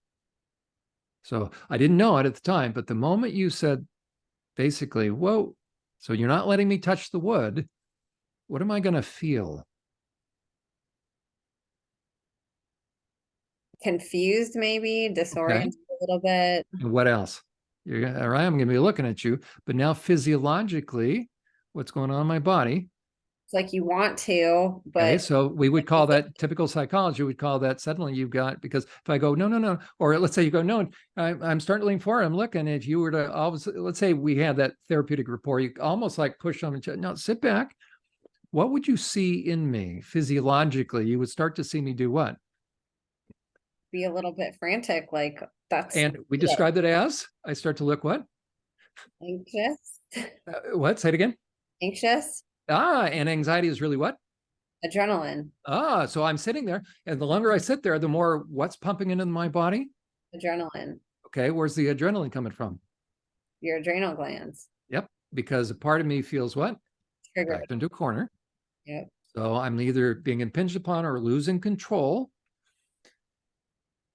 And that's a condition I never should be put in. So any compulsive behavior, by the way, is being propelled by anxiety, but really adrenaline. So part of me is trying to keep away from something, trying to prevent something from happening. That's why if I were to go to knock on wood and you tell me no, you're going to watch me become elevated. And you're going to start to see, now if I started to smoke, what's this? Have we ever seen it, right? We all seen that. I'm going to read this, right? Why am I shaking? What's going on physiologically in my body when I'm doing this? I just need a drink. I'm just, right? What's pumping through my body to cause my hands to do this? Adrenaline. There we go. So by not knocking on wood, by being prevented, I'm now beginning the process. You're helping me identify this makes sense. There's something driving you. But if I don't say anything to my client and let them do that, and they sit back and on they go, I've missed an opportunity as a therapist to help that person understand, there's something, there's a window. We've got something here that's driving them. And the moment they can release it, their anxiety comes down, but they're still captive. They don't know they've been programmed. But what we're going to say is this. It's not programmed. It is, it's very automatic. That's why it makes sense. Man, it's programmed. It's like a switch flipped, right? But think about a panic attack. It's like a switch flips. Okay. If I am persuaded of something, then I believe it's true. And if I really believe it's true, it doesn't matter if you don't believe it's true. So I have my own private logic, but I don't know if it's private. So somebody has convinced me, and therefore now I just know it to be true. And it has sunk in. So now, if it gets close to that, so for instance, in my office here, I just looked at the plug. I have an electrical outlet. Okay. If I were to do this, let's say I just landed from Mars and I don't know what that thing is, or if we have a kid in here, but either way, if let's say I'm in your counseling office and I've never seen a plug, I'm from Mars. And if you see me go over there and I go like this, what are you going to do? Stop. Why? You're getting rather worked up. I'm fine. Well, you have a belief, right? That if I am successful in putting my wet finger in that outlet, there's going to be natural consequences, right? So your belief is accurate, but you notice what would happen. There'd be intensity because you believe. Now, if I told you, oh, don't worry, there's no, the breaker is off. Oh, okay, well, it still makes me a little nervous. Okay. That's a healthy belief, though, belief in electricity. But our beliefs will drive our responses. And the reason why you and I believe in electricity, even though we can't see it aside from sparks, is we have been taught and we've had enough lived experience that we know what's in that. So for us, we know what's true. That's the power of beliefs. So if somebody can convince a kid of something to be true, at first you can't talk them into that until they have their imagination. They go through the developmental stage, and then you can't talk them out of it. How do we know? I'll give you an example, and then I'll tell you what the depression is all about, because anxiety and depression. Think about Santa Claus, the idea of Santa Claus. If a kid's young enough, you can't talk them into Santa Claus. You know that, right? They just stare. And if they're like 1 year old, they don't have imagination yet. When they reach that certain point where they can start thinking about, wow, Rudolph and flying, what? Oh, now they're going to go through a stage, and it matches about the same time that they think there are things under their bed. Possibly they're going to. So our imagination, for better or for worse, that's when stuffed animals have names. That's when little girls have tea parties. So imagine and stuffed animals have names, and we carry on. Little kids carry on conversation. It's during that time that imagination is not only in play, but they're very persuadable, and hence. You look at what's going to happen on December 24th in most homes. If parents that have kids, right? And we see it, some of the radio stations or some of the TV stations, they do what? On December 24th, they have Santa Tracker. And usually it comes on 5 p.m. news. Okay, where's Santa Claus? And all the kids can gather around the TV. Oh, so it helps the parents say, so you better get in bed, because if you're not in bed, they're not coming. So they run into bed. That's the only time of year the kids run into bed, right? Okay, why are they doing that? Because Santa is coming. Okay, what happens if I live in an apartment without a chimney? I'll tell you what my kid's still believing in the morning. Santa's going to come. Now, what happens if they have an older sibling that has just reached that age where they figure out, hey, that's the, okay, now the older sibling will tend to do what with the younger? Hopefully they don't, but oftentimes this happens when mom and dad aren't around. They'll say, there's no Santa Claus. And then you'll hear this, Mom, Dad, Jimmy said there's no Santa Claus, right? Now we got this. Okay, you tell him. Now, the kid that's still in that imagination stage, at first they couldn't be persuaded about Santa Claus. Now, so you can't talk them into it. If they get in that imagination stage, you can't talk them out of it. Because older sibling will say, no, look, JCPenney's, Macy's, Nordstrom, we've seen Santa 5 times in one day. They're all different. And the kid will say, no, Santa just travels fast. No, those are right. You can't come. reindeer can't fly. So it doesn't matter the amount of left brain logic older siblings are going to use. Why? So older sibling is presenting all these fact-based pieces of information. Why is the kid still saying, I don't care? No, no, no, no. He's coming. Santa Claus is coming, right? No.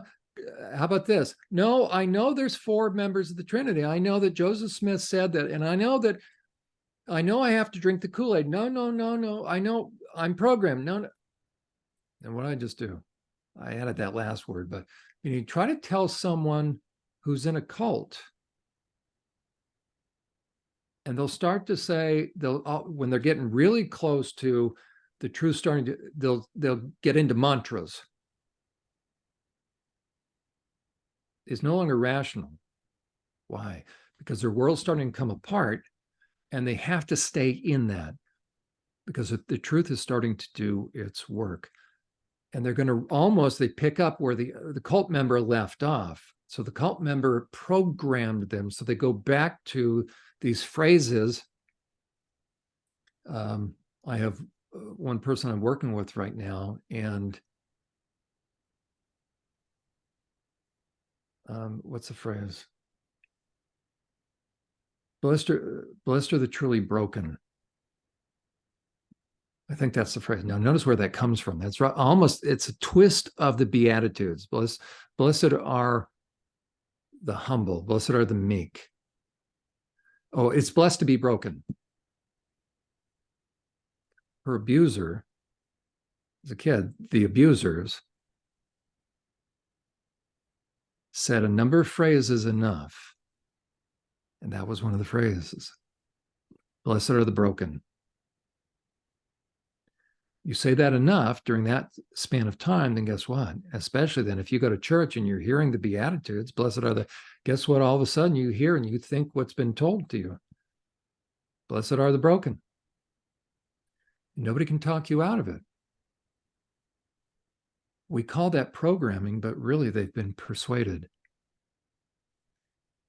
The good news is this: with enough new information, where you have the ability for the first time to begin to compare and contrast what you were told, there's the possibility that what you became persuaded about, such as no matter where you run, where you hide, nowhere to run, nowhere to hide, they'll always know. He sees you when you're sleeping. He knows when you're awake. He knows if you've been good or bad. So be good for, right? They use anything, these perps do. So that's why Christmas time rolls around and you're in the mall and all of a sudden you're hearing that and you don't even know consciously you heard it, but guess what? You heard something and you start to have a panic attack. And you think you must be crazy because you're out, everybody's having a good time. You don't know that over the PA system pumping it, right? It was on a subconscious level. They're just playing their Christmas music. Here's one. Joy to the world, the Lord has.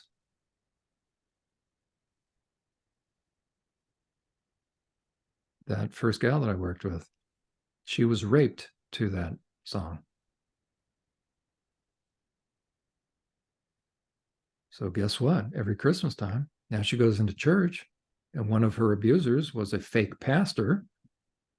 She just thought she was having panic attacks just before communion all the time.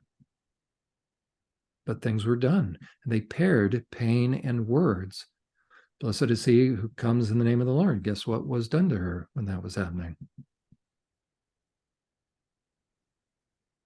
In her denomination that she was raised in communion, how about this? The body of Christ given for you.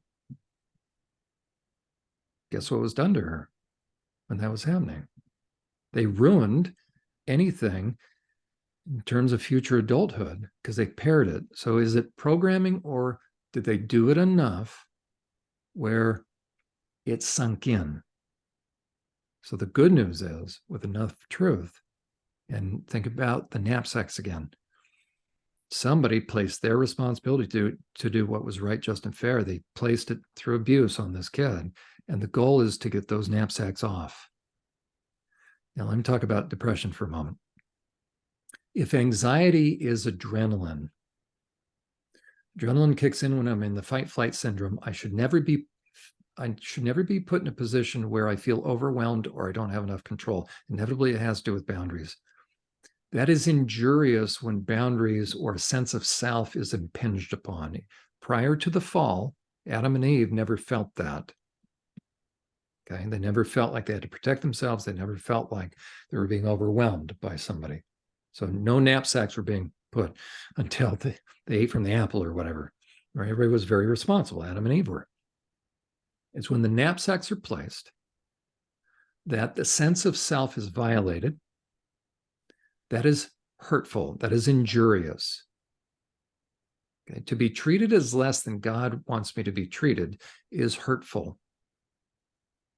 Okay? Like heads and tails of the same coin, the flip side of hurt is one side. If you're hurt, you will experience just as much anger. The flip side of hurt is anger. Anger is neither good or bad. It just is. It's designed to come to the surface to show me what has just happened, and it will match the level of boundary violation. Scale of 1 to 10. Small irritation, all the way to rage.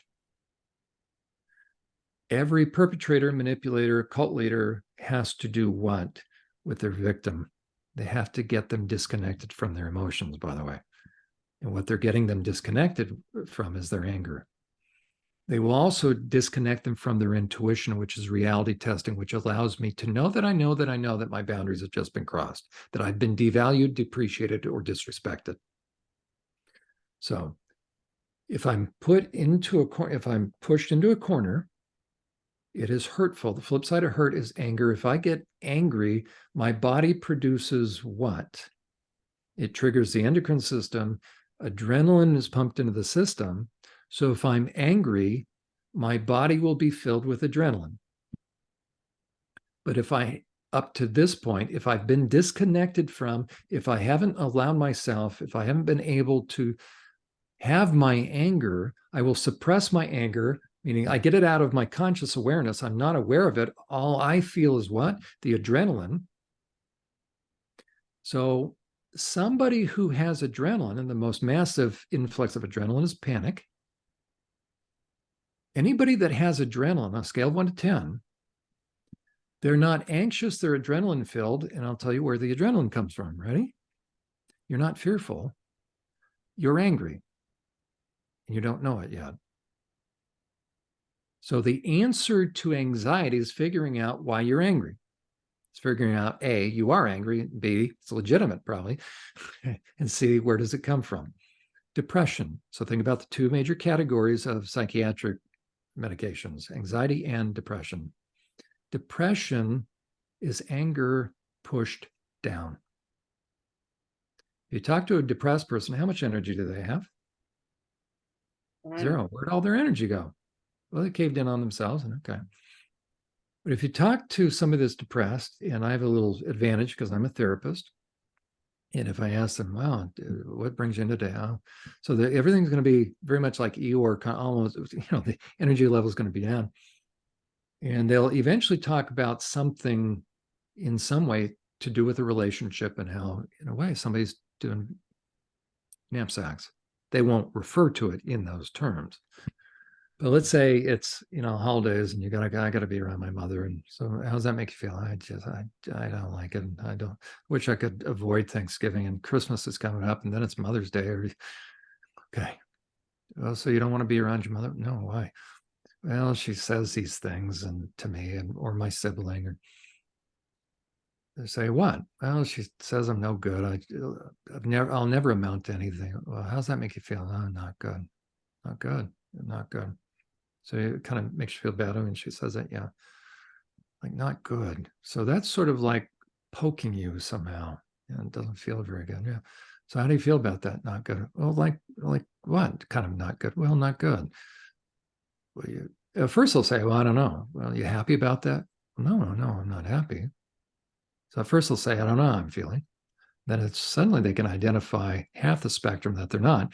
I'm not. Does it make you kind of feel like not very respected? Yeah. That must be kind of hurtful. Yeah. Well, when they say that, does it kind of ever make you, does it bother you at all? How much? A little bit, little. Like on a scale of 1 to 10, what kind of little? They'll always underestimate it. And what I'm going to do is help them understand, because they're being impinged upon or disrespected, their boundaries are being violated. I'm going to begin to help them understand that they're feeling more than what they really what their left brain is telling them at the moment. I'm going to begin to unlock their feelings. And really what they're feeling, and you'll see all of a sudden their energy is going to start to come back, even in one session. You can help a depressed person stop being depressed. I'm not saying it's a poof experience, but a depressed person has no energy. Where's their energy going? Keeping a lid on something. What's it keeping a lid on? Flip side of it is anger. We don't have a society of depressed people and anxious people. Of course we do, but ready? We don't have a society that the issue is depression or anxiety. We have a society that's filled with angry people and they don't know it. We're all angry, and we're good and angry, and we don't even know it because we've been told not to have our anger. The healing will lie when I allow myself to get good and angry. Doesn't mean go postal, doesn't mean that at all. Once I know the truth, the flip side of hurt is anger. Where does that come from? It's hurtful when somebody takes their responsibility to do what is right and just and fair, their knapsack, and put it on me in whatever fashion and however big, whether being hurtful in words, or how about sadistic? How about malevolent? How about sadistically raping a kid? That's a huge knapsack. The perpetrator, the ultimate goal of the perpetrator is to never go to prison. I mean, aside from everything else they're doing, the perpetrator wants to cover their tracks. So the perpetrator has to do what? Cause the survivor, at that time they're the victim, to become disconnected from their intuition. So they can't reality test. They don't know that, they can't be sure that this is really, if I'm the perp, I'm not, right? But the perpetrator wants to take their responsibility and put it on the kid so that the kid can't figure out who was responsible for this. Because the moment the kid can figure it out, the kid's going to likely start talking and the perp's going to get arrested. So the perp then is all about the business of distorting reality by causing the survivor or the victim to let go of their intuition. And there's two things that'll maintain boundaries: conscience and intuition. The perp has no conscience, so there's nothing left to stop him. The only thing left to stop him, aside from pointing a gun at somebody, right? Meaning I can take what you have in one of two ways: overtly, but there's the risk. I'm going to go to prison. So if I can persuade you, then I can cause you to give me what I would normally have to take a gun out. Because I've been tricky enough. So whether I'm a used car salesman, whether I'm a 50 Shades of Grey kind of guy, whether I'm a sociopath, psychopath, cult leader, whoever, a mother-in-law, did I say that? Right? Whatever I am, guilt producing, if I can get the person to dispense with their intuition, now they don't know that the knapsacks are being placed. And at the same time, what's happening is I'm not able to have my anger. So I push that down, and all I'm left with is the physiological effects. So as I push the anger down, there goes all my energy. So now I'm depressed and I have no clue what I'm angry about, but my body does. So I have depression and anxiety. And I don't know why. And meanwhile, I've got all these knapsacks. So whether idiots in our lives and jerks and whatever, whoever, all the way to monarch, sophisticated brainwashing. The good news is this, and I'm not minimizing this, but this is to give people hope. It's the same process. The more sophisticated, the more I'm going to have to focus on figuring out what is true. Because I'm going to have to go against a greater degree of anxiety because I became persuaded, because somebody really persuaded me, that greater consequences were going to happen to myself and those that I love, and my loved ones, and possibly the world. I have to find out what is true. And so whether in small ways, people that have never been ritualistically abused, or those that have been ritualistically abused, and the most difficult thing in the monarch, that's tough enough, but the worst is the satanic ritual abuse, because then you had the conjuring of demons along with it. And how is a kid supposed to figure out that a demon, somebody that they see the demon go inside somebody, now they're raped by that demon possessed person, the demon's talking to them and saying, I'm coming inside you. And now the kid, who now has become the adult by the time I'm talking to them, all they know is what? Like any rape victim, you have all the same feelings, but by the time that degree of abuse, that sadistic abuse is happening, the perps already know this, that the compartmentalization or the parts have already taken place or are taking place within the kid, and the kid is experiencing rage. Well, they have like nuclear demonic, they almost feel like it's enough they could kill somebody. Okay. Well, it's then, without knowing it, because there's no way a kid can figure this out. They don't know that the demon has never come inside them. All they know is what every rape victim feels. And so they turn on themselves. So now you have the persecutorial altar that is convinced that they are a demon, and they're not. But until they can begin to, the survivor now can begin to methodically begin to connect dots, that this is real, it's not their imagination. So that's a big chunk of the process of therapy. The very first is figuring out, what do they experience?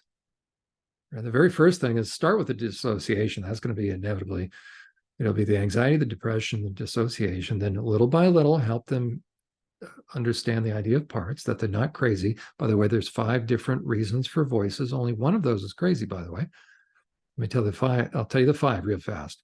Okay. The first is what we would call not just negative self-talk, but really negative, from really profound lecturing negative stuff. Okay. So it's just now, when the person gets in my face.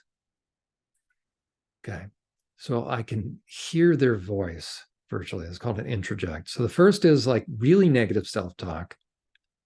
So I've become persuaded, but I've sort of picked up where they left off. Okay, so I would say like professional grade negative self-talk. The second is, it's called introject, where I actually hear their voice. I hear my father in my head. Okay. The third would be from dissociation or splitting off. Okay. The fourth would be schizophrenia, which is a medical issue. And that's what we call crazy. And I'll tell you how to define the difference. But the fifth would be demonic possession. I'm going to help you rule those 2 things out very quickly. Okay. The difference between somebody that has parts or DID on the inside versus somebody crazy, it simply is this. Do you hear voices on the inside in or from the outside in? A crazy person hears them from the outside in. The Norwegian antenna is broadcasting to me. The TV anchor news person is sending me special messages. Okay, that's crazy. If it's on the inside in, it's not crazy. That's due to trauma. Okay, now I'll also show you how to separate out demonic possession from the parts, what's called the persecutorial altar. Okay. But here's also the difference between a crazy person and a non-crazy person. And I didn't know it until working in the DOC, because I was also in charge of the mental health wing, right? You notice the difference between a crazy person and not is someone who is crazy does not fear that they're crazy, and they actually will tell you about the voices, and they will actually tell you why you should talk about the voices, and that's why they will make a tinfoil hat for themselves, and then they'll volunteer to make one for you.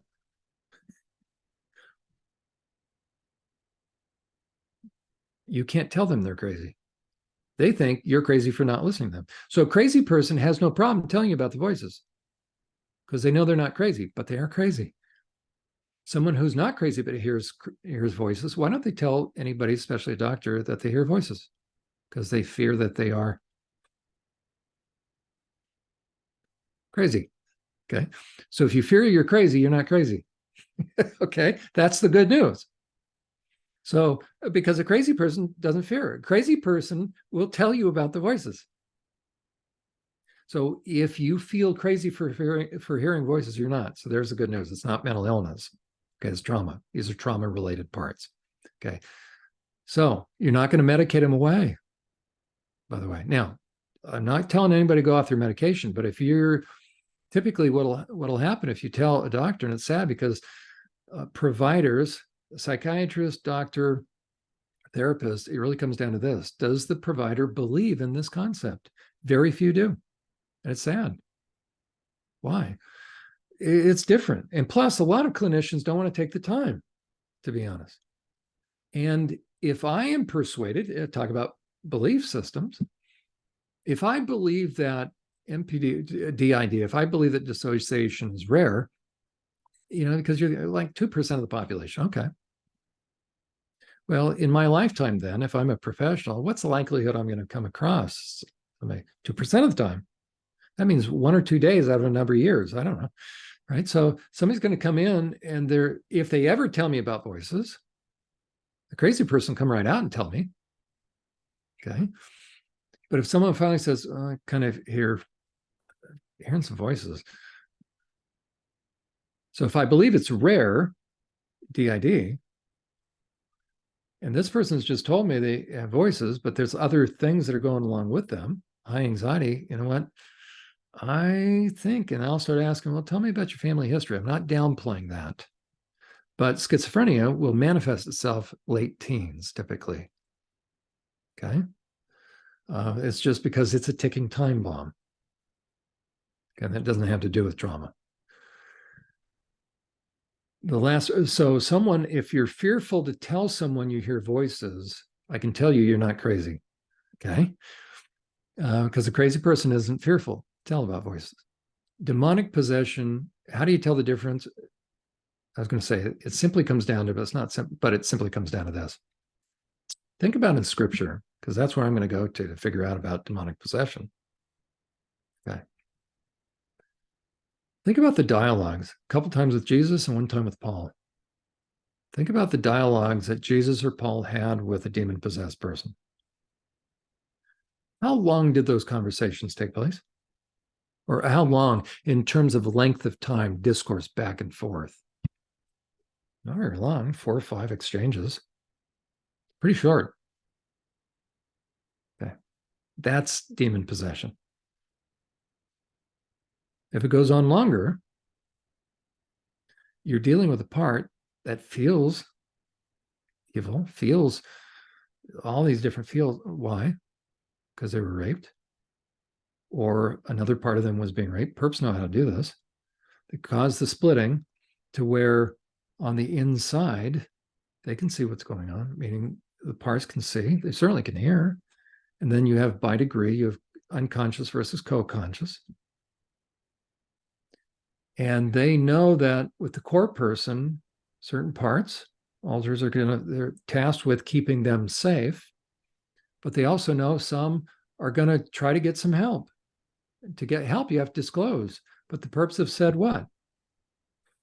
That if 6-year-old Janie ever discloses, so the perps are telling the other alders, if 6-year-old Janie ever discloses about little Janie and what happened, we're going to hurt little Janie. And they're talking to a more powerful part, let's say Jimmy.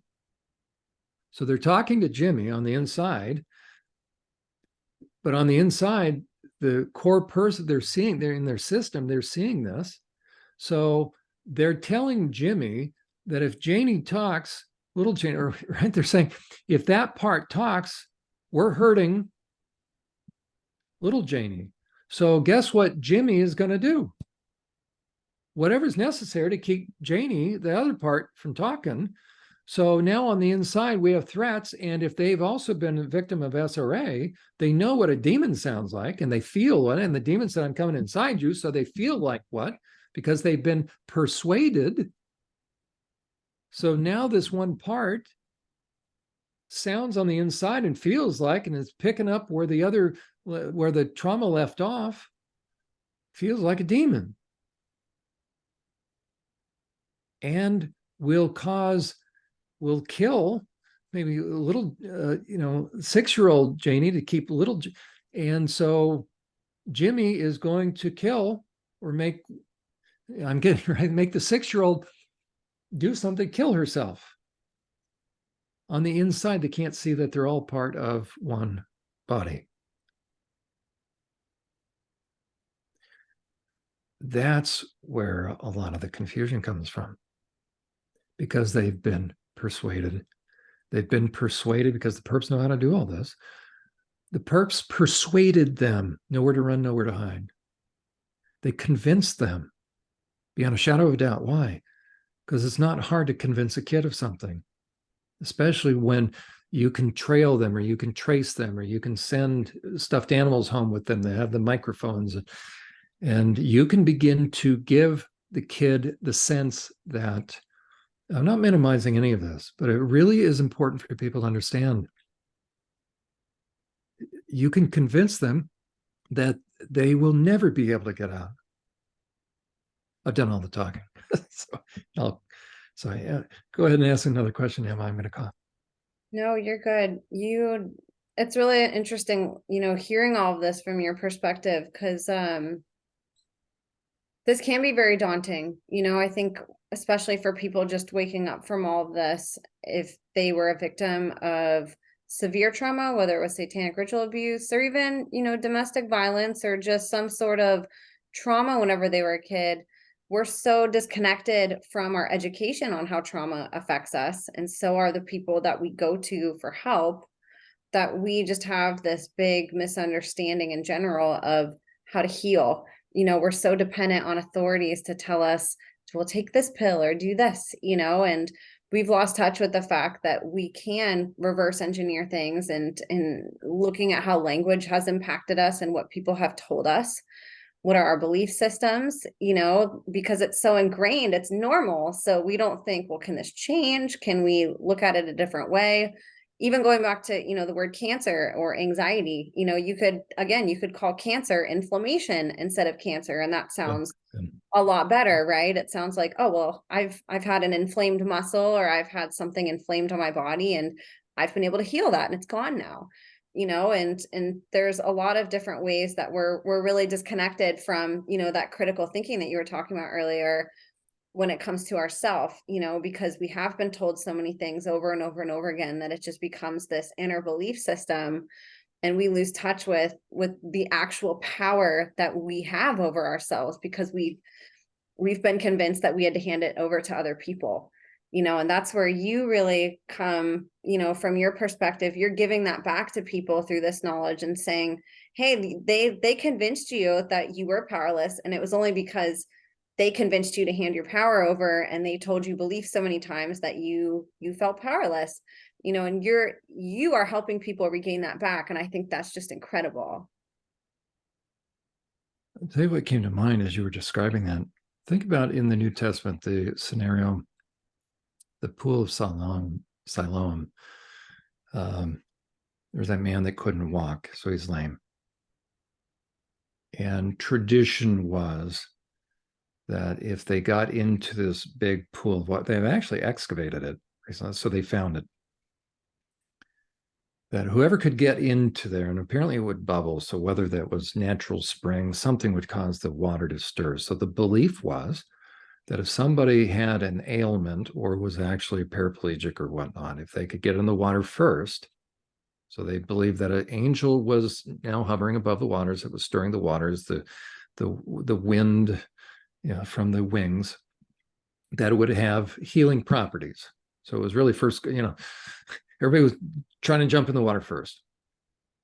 So there's that man. I forget right now how many years, right? But he's there, and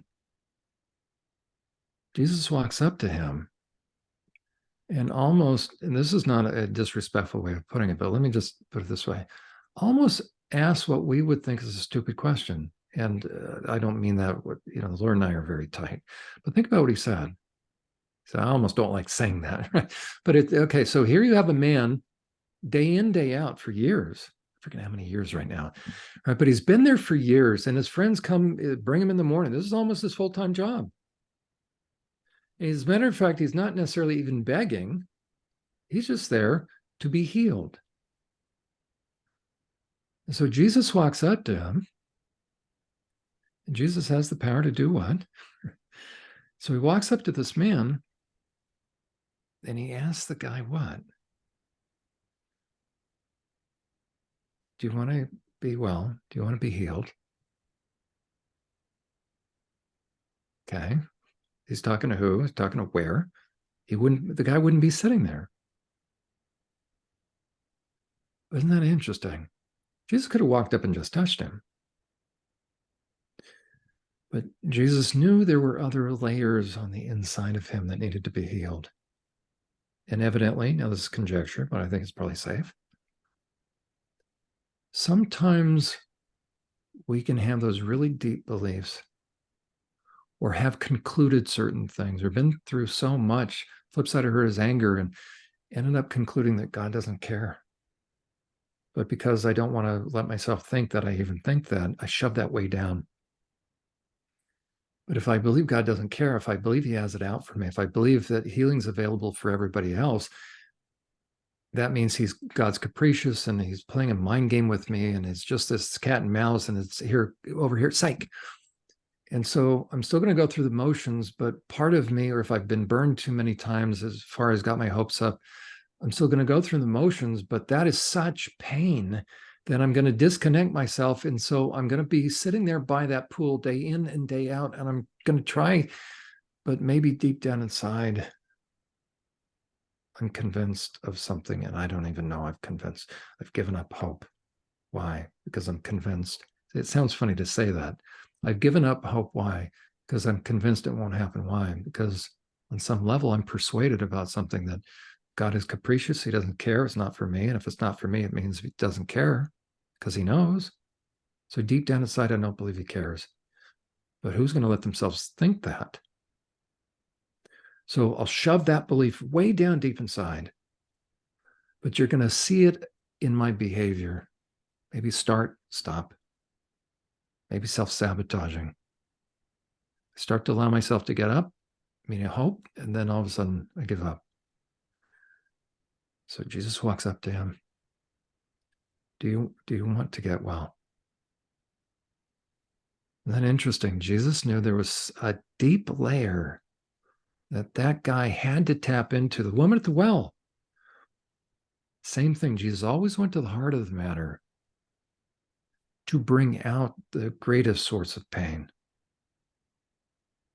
Because until I can wrestle with that deep pain, which quite frankly is the same pain that's in the book of Job, I'll never find that healing, because that means there's a part of me that's angry with God.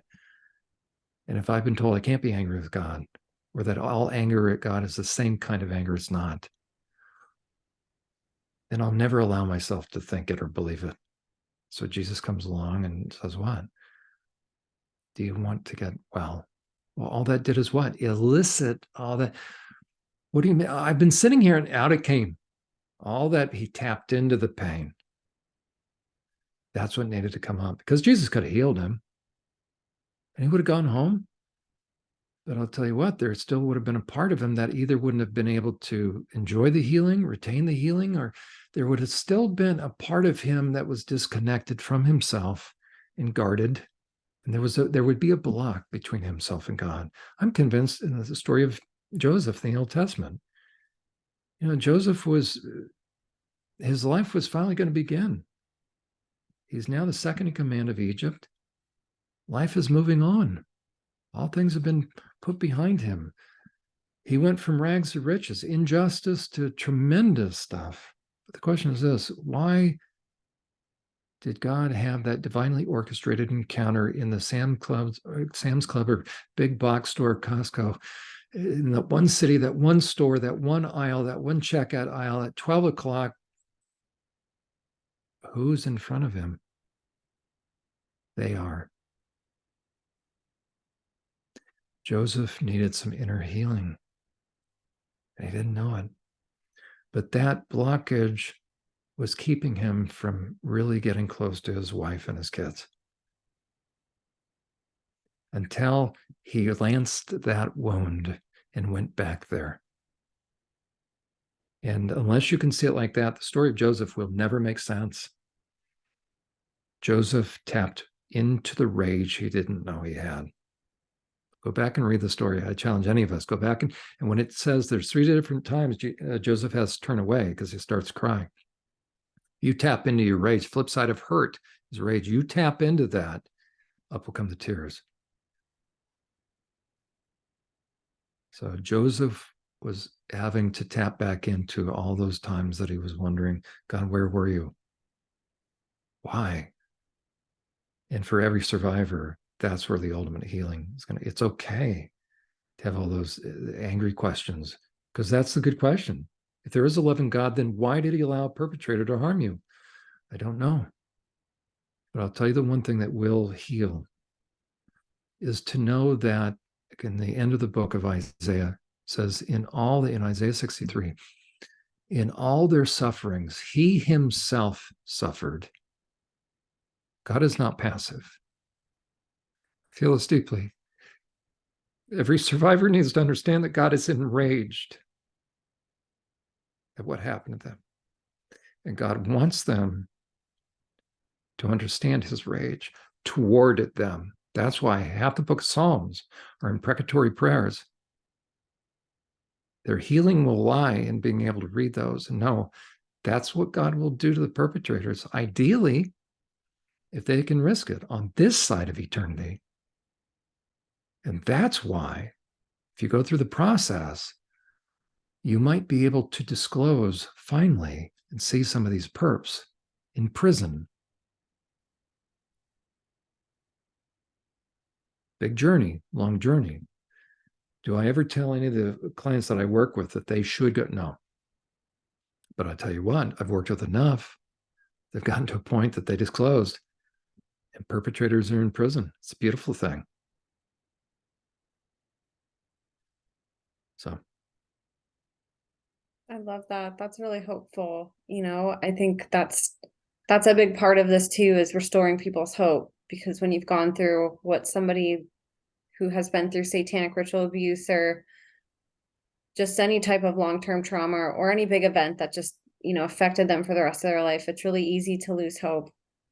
Right. And it's such a beautiful gift to give people back, in addition to them reclaiming their power over themselves, and like I said, there's nobody that does a better job of that than you, John. Like you have a gift for that, and your way of reverse engineering these things that are so grossly misunderstood in society, and especially in your own career path, and in your field.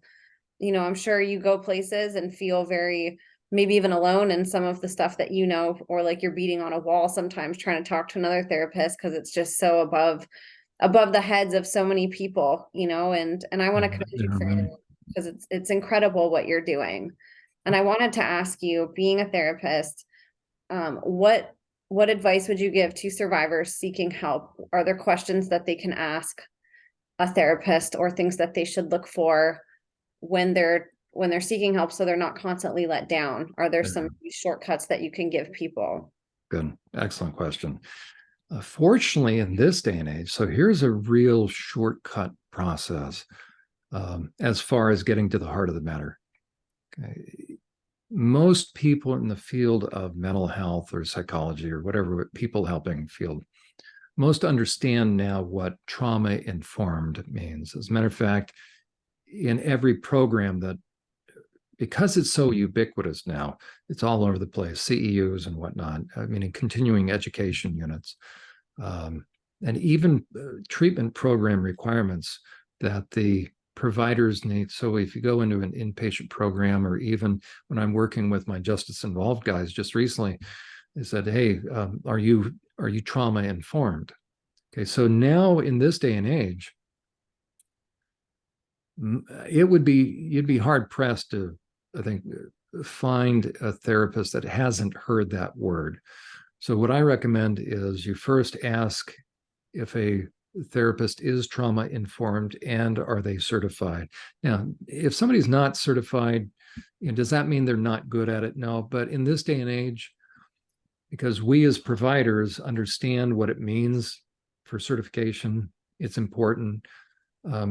So I would say ask if somebody is certified in trauma-informed care. Are they a clinical trauma professional? Okay, that would be the first thing I would ask, because somebody it may take about a year or so, or maybe depending upon how much experience somebody has. But in this day and age, if somebody has a heart, if a provider has a heart for this, then they will go ahead and get certified as being a trauma provider. Okay, a couple different levels of it. I'm probably going to take the certification, even though I know it like the back of my hand. Complex trauma is really dealing with dissociation, quite frankly. So I know that really well. I'm going to go ahead and get certified. So there's a good example of it. Just because I know that with that designation, then people can have an additional level of confidence that I understand the difference between PTSD and, let's say, abuse-related trauma with dissociation. So I could probably teach courses on it, quite frankly, and I have at Geneva College. Okay, but I'm going to go ahead and get that designation. That way somebody can feel comfortable. So I would recommend, as you look for a therapist, ask or find out, are they certified? Are they a certified trauma professional? The next thing I would ask is, how do they feel about IFS, internal family systems therapy? That's what I would go for, because that's, if you are an IFS provider. Now, I don't have that actual designation, but I've gone through the training. I went through it because I wanted to find out. It's like, I've heard of this. What is? Well, what was fun, I've gone through it a couple of times now, because the first time it's like, wait. They've reframed, which is fine. It's destigmatizing DID, quite frankly. Now, a lot of people say, no, there's DID and IFS, and IFS will try to make the difference. But what's beautiful about IFS, Dick Schwartz and Frank Anderson, they're the two key folks. There are a lot of good folks that now are in it. And it's really very well researched based. Okay. It is a model now that has given a framework to dissociation and all the splitting. Okay, so what I would look for now, and you can go online and there's Facebook groups. So look for a therapist that is familiar with and understands IFS, internal family systems. That's probably, I mean, what a neat thing in this day and age that you can simply suggest to someone, go with a therapist that understands IFS, is trauma-informed in IFS. So now you've screened them all out, because IFS is talking about, there's a school of counseling that's called family systems.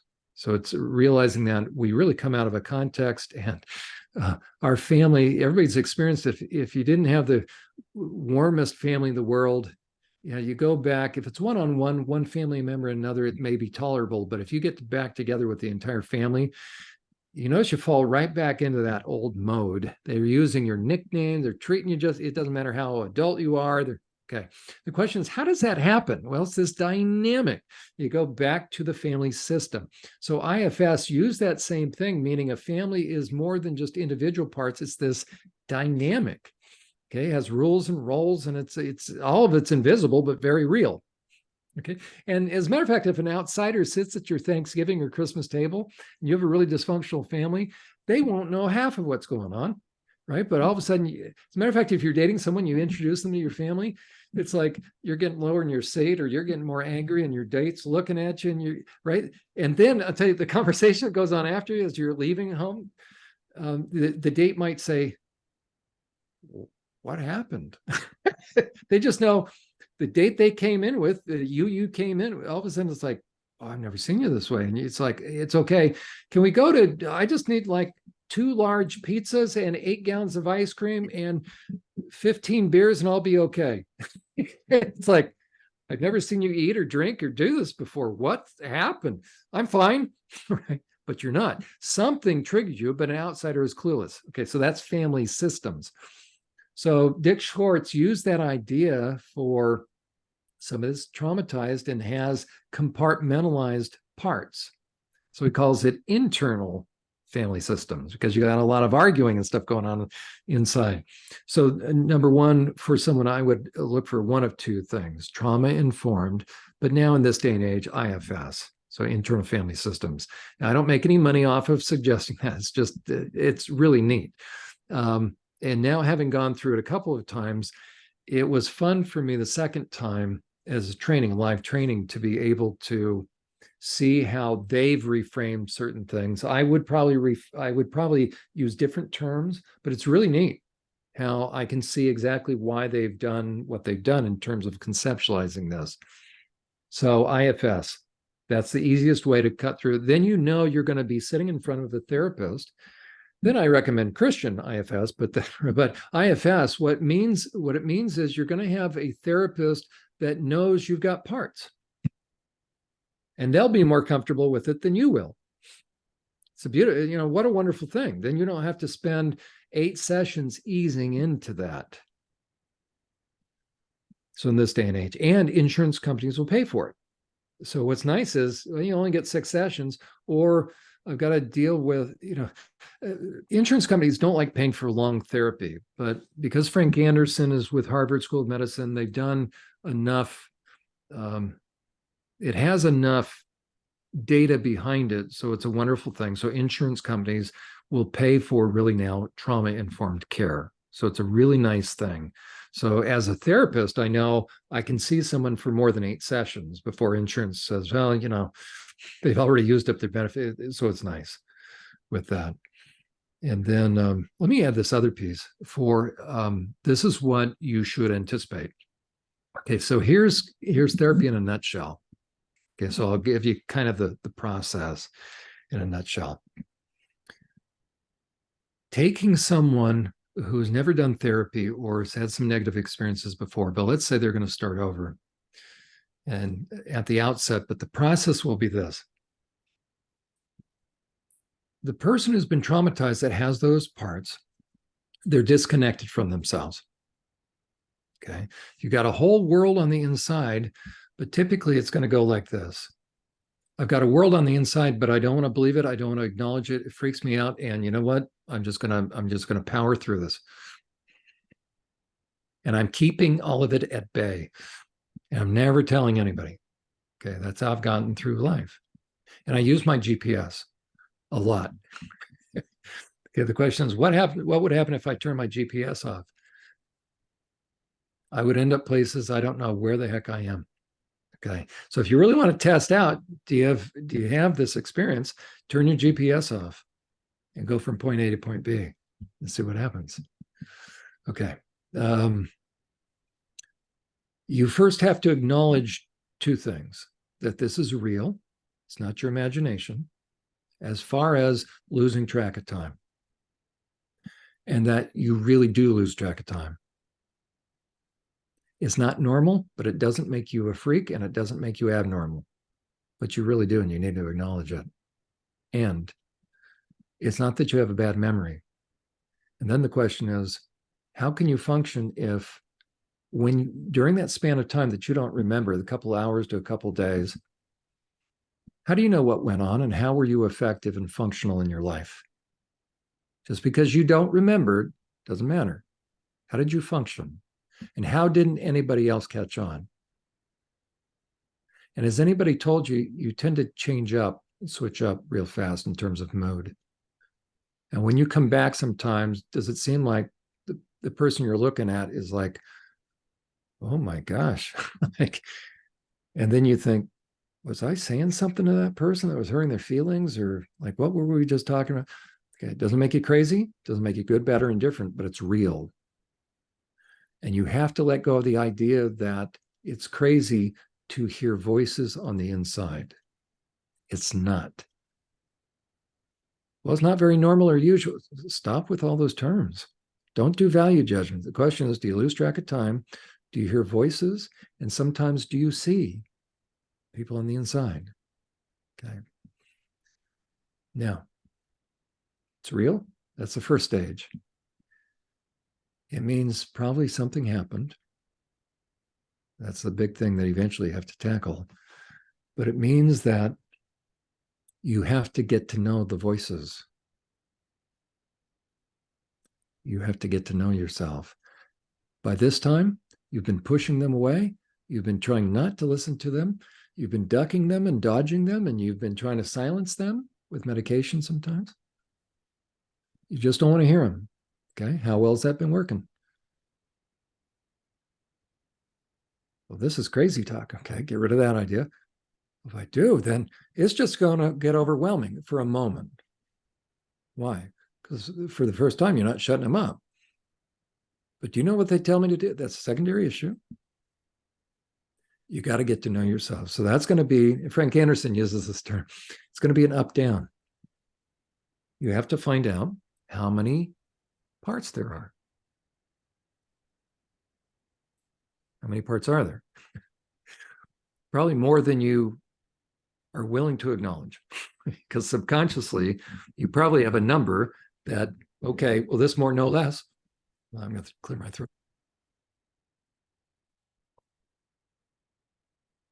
And it's sort of like, I'm going to tell myself that, okay, like 2. I hear there's 2. There's not, there's more.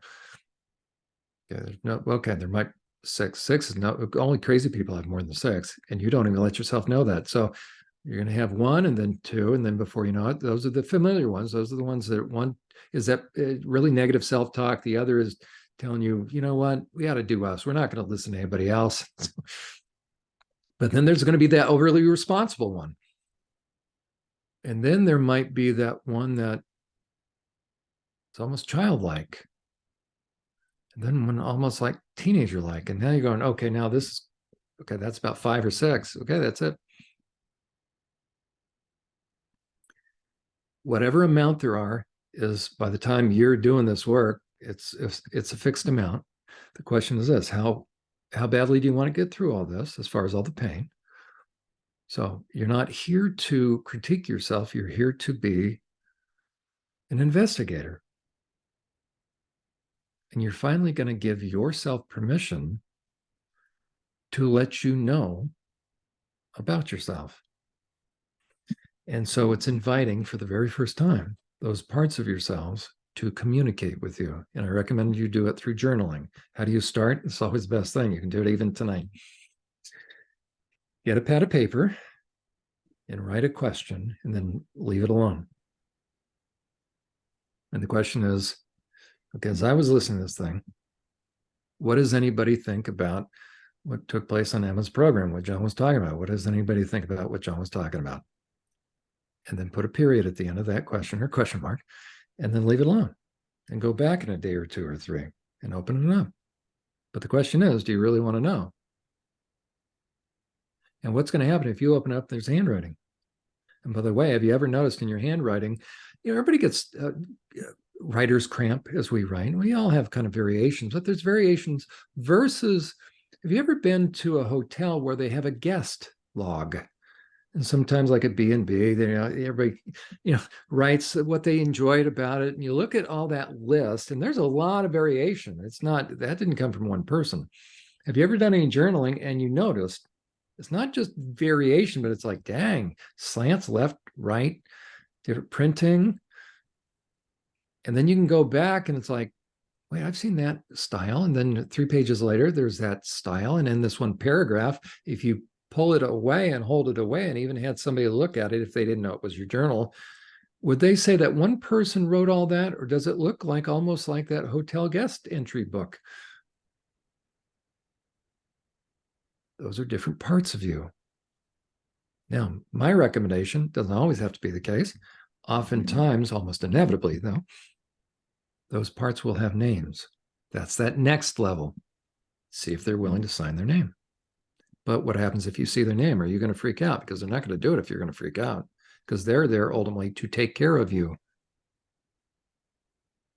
But they also know you better than you know them, and you can't fake them out. So if you don't want to know, they're not going to let you know. If you really don't want to talk to them, they're not going to talk to you. Would you talk to somebody that doesn't want to talk to you? Would you talk to somebody that had limits on the conversation?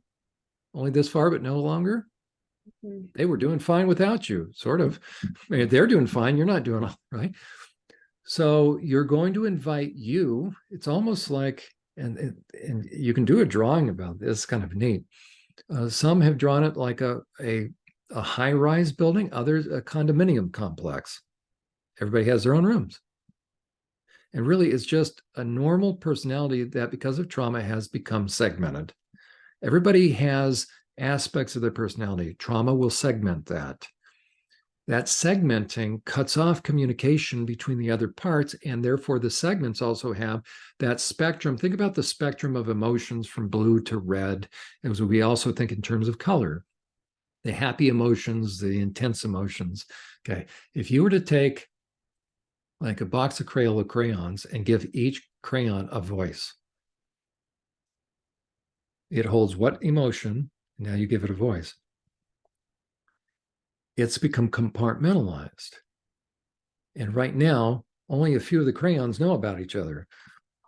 But right now, you don't know about any of the crayons. So you have to get to know the crayons first. You invite them to come out of their apartment complex or, the condominium.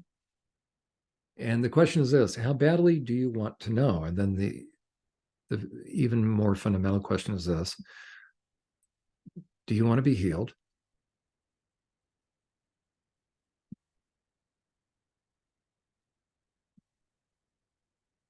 Well, I've been doing therapy for so long. I've been sitting by this pool and I try, but I can't get. Jesus could have touched the guy, but he asked that question.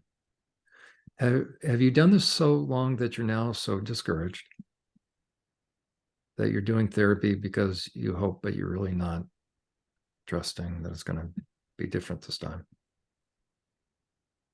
The answer lies inside of you.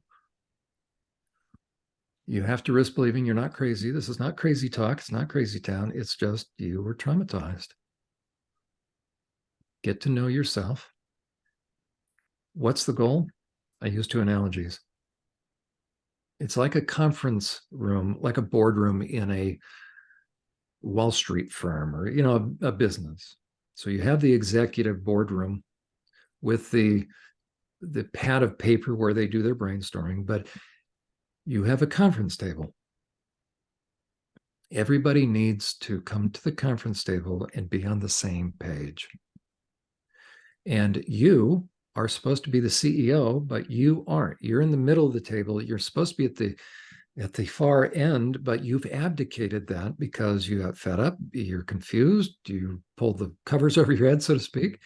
And everybody else it's like the crew on a ship. Captain's in the captain's quarters. Everybody else is left to try to get us to safe harbor.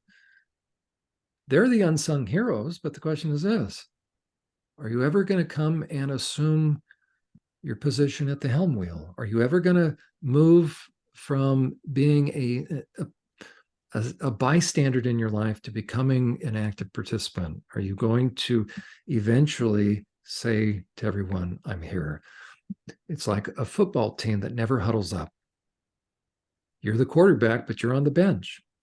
So everybody else is doing hurry up huddles. But there's no I in team or whatever it is, right? So the reason why you're internally conflicted is because you've got really talented players, but they're trying to do their best and nobody's cooperating because nobody's given direction. So the question is the quarterback finally going to join the huddle? Well, you have to risk there's a team, believing there's a team. You have to risk believing there's a boardroom. You have to risk believing there's a crew. you have to risk opening up a journal and asking. You have to, if you can do it even now, everyone that's listening, just how about right now? As a matter of fact, I've said enough to, right? The question is this: are you hearing anything on the inside right now? Just get still for a moment. Don't shut it, right? Don't shut it down. Just, are you hearing anything? Are you hearing anything like, yeah, listen to him, it's about time? Okay. Is that your imagination or is this real? And you're not crazy. So that's going to take a while to begin opening up straight lines of communication between multiple parts of you. And there's some parts that either got so fed up with you or are so fearful and tucked away, or fearful that you're going to reject them, that they're not going to come out until they really know you're not going to go away again. Because ultimately, they're not going to freak you out. If they freak you out, then what are they supposed to do? They go into damage control mode. IFS calls that the firefighters, because IFS views it kind of three levels. You've got the worker bees, I forget the terms, but the worker bees, the ones that have to keep everything together. The middle level, they call it the firefighters. And then you have the ones that are that have the intense emotions. I forget what they call it. I have to go back through the training, don't I? But here's the deal. Conceptually, what that means is this. And I really like the way they've conceptualized this. I've got the real intense emotions that are connected to the memories that are the real me, the alive part of me, meaning has all my energy. Flip side of hurt is anger, meaning the pain is trying to come to the surface. But if it ever comes to the surface, all I know is all hell's going to break loose. I've got to keep it together. So there's a part of me that's got to keep the current me and the alive emotions separate.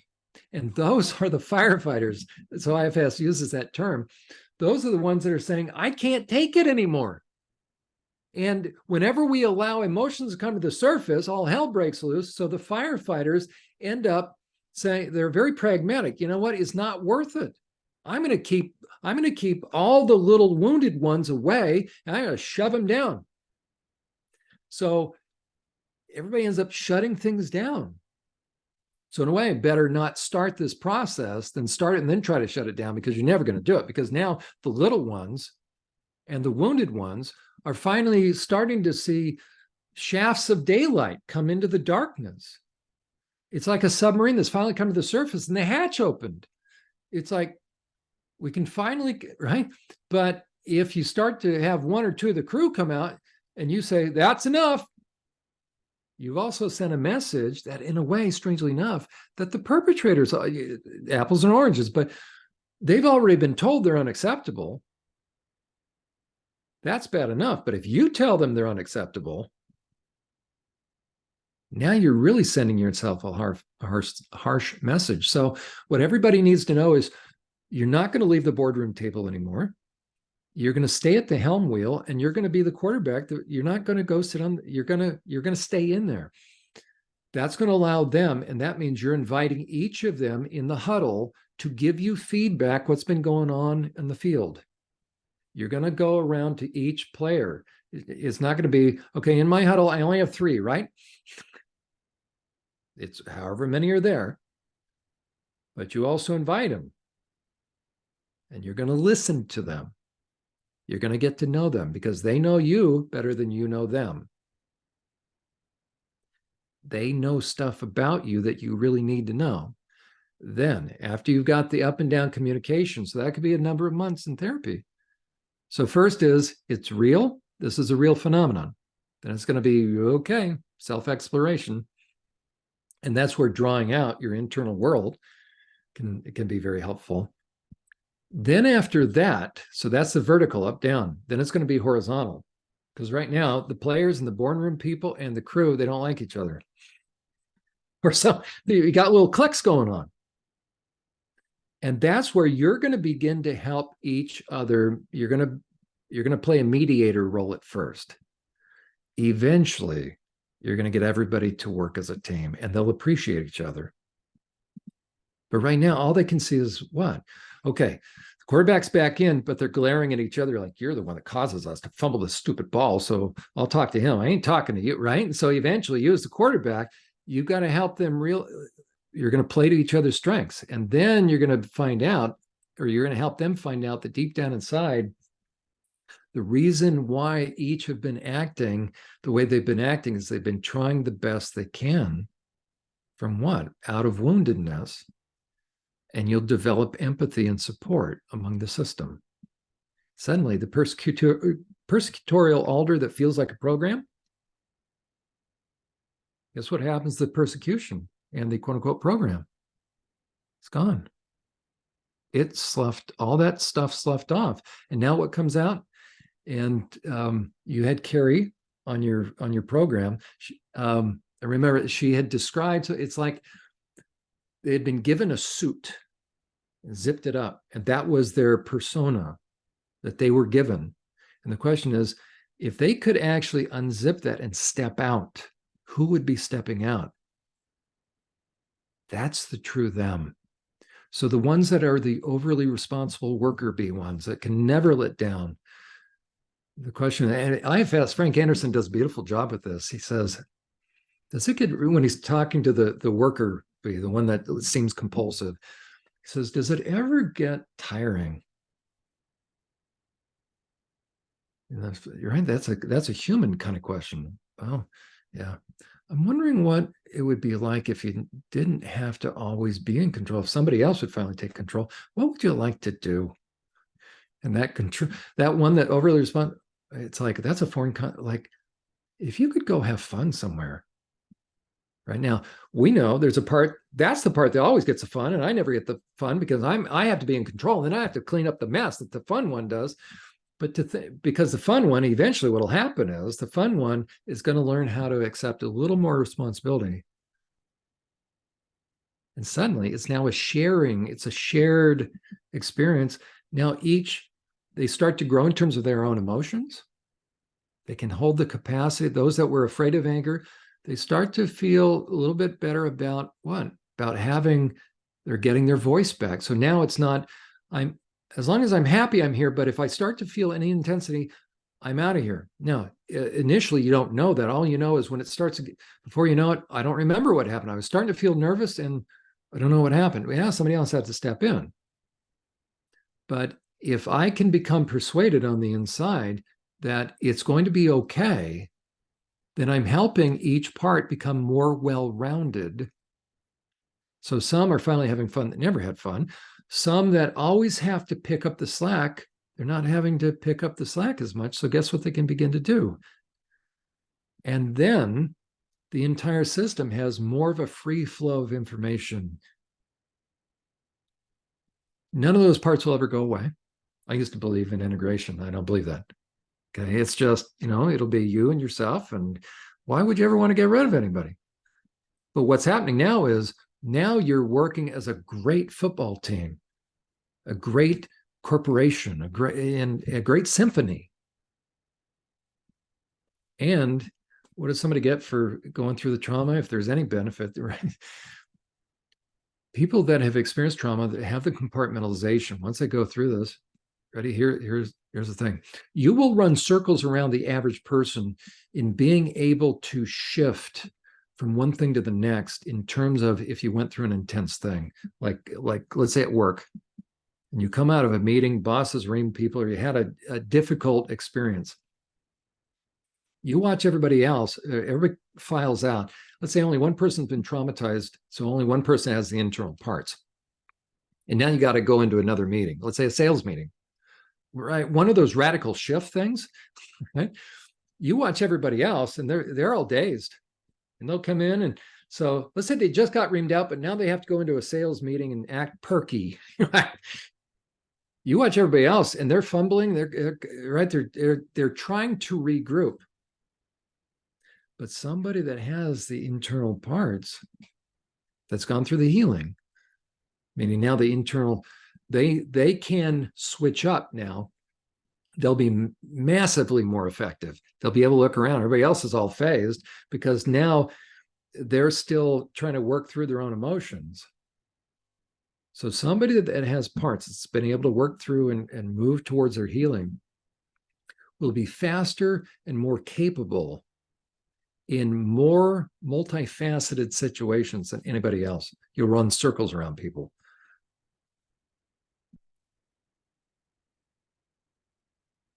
That's really neat. That's a good way to look at that as like a corporation or a symphony, and again, reframing something so it's less daunting and it makes sense. When you think about a corporation that's run really well and you think about the success that can generate and how that communication is so important, you realize that that's an important piece of who all of us are, whether or not you have parts or not, to be able to have that symphony, but especially for people who have parts, to be able to look at that and say, okay, I feel at war with myself. How can I make amends? Like, how can I be a mediator, or how can I help my entire being work together as a team, and get this goal together instead of feeling like we're, 100 different teams in one body. So I really love those analogies, and I love how you've been able, again, to reverse engineer all these really hard concepts and come up with ways that make even, somebody like me who hasn't gone through it, that's a really great way for me to even understand this, and people who haven't gone through it to be able to understand something that I'll never physically experience. And so I have a limited understanding of what DID could feel like, and that increases empathy for all of us whenever we're dealing with survivors, when we can try to put ourselves in their shoes, even if it's so impossible to think about something like satanic ritual abuse, to be able to understand what that did to somebody, and to be able to maybe look at it from a different lens and put yourself in their shoes in these simple ways that you're giving, that can make all the difference too, for people who have friends that are survivors, family members, spouses. That's really amazing that you're able to give these tools to people. John, you're incredible. Like, I could talk to you for a million hours. I'd love to have you on again and again and again, but I'd love to almost reverse engineer the opposite side and talk about perpetrators, next time, and psychopathy, and sort of how to look at that aspect of it too, because that's also really hard to understand and can lead to a lot of internal conflict in all of us. We've all had pain, and narcissism and psychopathy is something a lot of people will experience in their life or have. So I'd love to have you on to sort of talk about that aspect of it too, and obviously so much more. But before we start wrapping up, I'd love to give you some time to share where people can find you and keep up with you, because you do have a couple websites and you have your own podcast. So I'd love for you to share how people can connect with you. And Emma, it's been a pleasure. I talked a long time, so. You did great. That was amazing. I could talk to you forever. It really is an extensive, topic, but again, Yes. hopefully it's given people kind of a conceptual framework to have hope. To have hope that, and I know we just scratched the surface too, which is crazy. Yeah, but my encouragement to people is, it's worth it. Try one more time, especially if you've had discouragement. Find somebody that understands IFS, and you can do this. It really is successful, especially coming from a Christian perspective. You have the wonderful counselor, you have the great physician that really wants us free. I have a couple of sites. My primary site is survivorsupport.net. So all scrunched together. There's no space. So survivorsupport.net. Oh, that was fast. There you go. I do a podcast. So if you want some free counseling, so to speak, you'll go onto the podcast. I'm doing a series right now on forgiveness. I have, I think, 20. So each one is an hour. I do a live Friday night program. But I'm doing what I'm going to be so bold as to say, I believe it's the ultimate answer to the issue of forgiveness. Now, bold statement, see if I'm not correct, right? To listen to all those, it's eventually probably going to be about 50 parts, okay? Because I'm being very methodical in the way I'm approaching that. There's my YouTube channel. There's a smattering of a lot of different things, but Journey to Healing, you will see also, I publish those on YouTube and then put those under the podcast tab. So if you want to just avoid, if some of the topics I deal a lot with the trans deception topics, because kids are being manipulated. Mm-hmm. But if you want to do if you don't want to deal with any of that, just the topics, because after, I think we're up to part 20, then below that, I've got really foundational counseling principles. There we go. I forget, I got 2 years worth of programs. And it's really counseling in a nutshell. This opportunity to do a live program Friday nights from 8 to 9 p.m.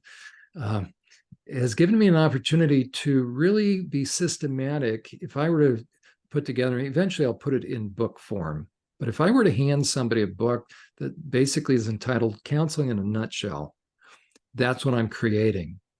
Okay, so you have a lot of information. I forget how many hours, there's probably 50 hours right now on there. Okay, all about boundaries, looking at anger, looking at anxiety, looking at depression, and all the issue of boundaries. Okay. So that's under the podcast tab. What I recommend with this site, by the way, is start from the left and move right. The home tab has where you can get a hold of me, and we have a little different things in there. So that's kind of information about me. My bio is on there. Journey to healing. So how you work this site, because I created a site that didn't exist for me as a therapist. I wish there had been a time in between sessions that I could direct somebody to keep the momentum going. And because it wasn't out there that I was aware of, I thought, you know what, I'm just going to build it. So what I've done is I've created a site that will keep the momentum going. So my recommendation is start with Journey to Healing, and little by little, tab by tab by tab by tab, then go to the right, tab by tab by tab by tab. Okay, now the practical stuff, if you go straight down all the way, crisis and support, those are very real links to a whole plethora. These are real. Okay, so if you've been wondering if you're in crisis, where to go, or if you know somebody that is in crisis, this has all sorts of different programs, helplines. Some come from a Christian one, some don't. So there's male survivors. So these are the actual lines that people can go on and call, and also portals for a lot of different treatment programs. Okay, so you have Christian and secular based. So New Life is a Christian program. But so you can call these numbers and talk to people. They'll work with your insurance, or if you have Medicare or Medicaid. Okay, so that very last tab under Help for the Journey, okay, you can go on there and you can find help. Healing steps are some of the practical things. So I recommend that'll help you with journaling. It has music videos. It has unsent letters. Ultimately, your healing will lie. So one of the last things you're going to do, or one thing that will speed up that process, is if you do this by phone, it doesn't have the information on the left side. It's kind of, I always use a big computer, but on the phone, it doesn't have all of this. But unsent letter, I start what's called an unsent letter for you. There are some samples that are real, that are going to help bring closure. So you can see you've got the top two. That was actually from the same woman. She cared about her father and her grandmother. She never grieved her grandmother's loss. Her father recently, at that time, was diagnosed with Alzheimer's. So those are people that care about, that have loving relationships. There's another one, the unsent letter to a loved one. So if you have somebody that you cared about that passed away, I start the sentence for you. It's about 4 pages per PDF, or I have 4 pages of a PDF. I start the sentence and you fill in the blanks. Okay, committing suicide, somebody that committed suicide, that's one of the hardest things to get over. So there's a template. I call it, I added a W, there's a typo there, but anyways, that's supposed to be template. The one that I recommend for every survivor with their perpetrator is all the way down. So if you scroll all the way down, that one, unsent letter to a hurtful person. Okay, so if you click on that, then that'll bring up, you can download it. And then if you scroll down, I kind of tell you how to do this. And then there's a couple samples, but that little handwriting with the feather, the guy writing down there, there's the template. Okay. So if you click on that, it'll actually bring up, and there we go. I thought I had separately, I have actual PDF, but I guess I superimpose this. You could actually just do kind of drag, cut and paste if you want to. Right. So I would cut and paste that, put it on a Word document, and you can print it out. But these are all the beginning of sentences. There's no right or wrong way to do this. Don't critique your handwriting or your spelling, but you might not want to do it all in one sitting. I recommend read through all these different sentence stems, but the only right way or the only wrong way to do it, don't skip any. You don't have to do it all in one setting. but don't skip any. There will seem to be overlap with these, but there's not. Okay, it's like facets of a diamond. I'm getting at little by little, I'm helping your right and left brain connect. And what you're doing is you're giving the knapsacks back. This letter, the reason it's called unsent, you're not going to send it. Now, if somebody is in your life, and you have the right, but again, you want to confront someone out of your healing, not out of your hurt. That is crucial. How do you know if you're confronting too soon? I'll give you the answer. You're confronting too soon if you need the other person to respond in a certain way to you. Okay, you're not healed then. You have to go through the hurt and the anger, and then you're going to, ultimately, then it's separating you and that other person. Okay, so that it doesn't matter if the person's in your life or not. If you confront them, then you're not looking for them to agree.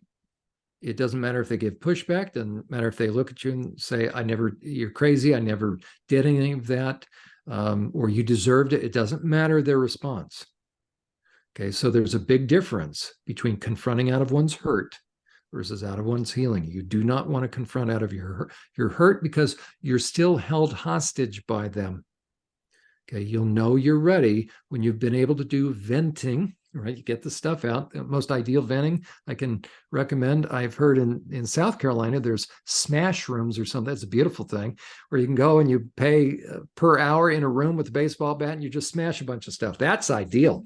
The next best thing I recommend this is somebody has a hanging bag, like a punching bag, those weighted ones, and a baseball bat. And you're going to pretend you're going to be smashing the person. Now, that may seem radical right now, but it's like the empty chair technique. You're going to get it out.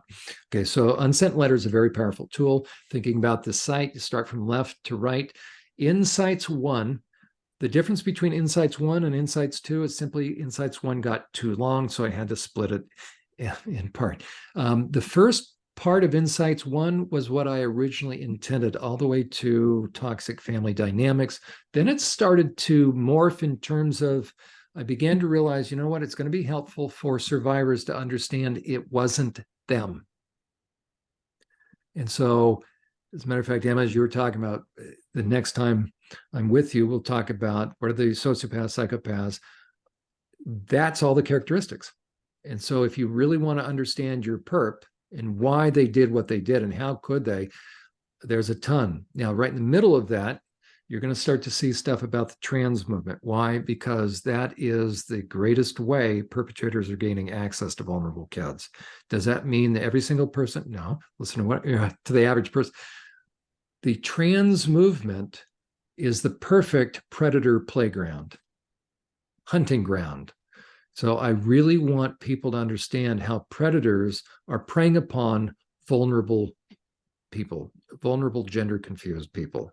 Okay, so that's what that's about. So there's 4 of them.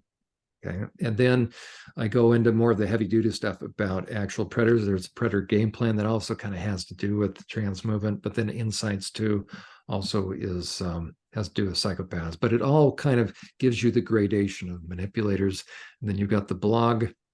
I do have a blog, by the way, survivorsupport.us. So that'll take you to that blog.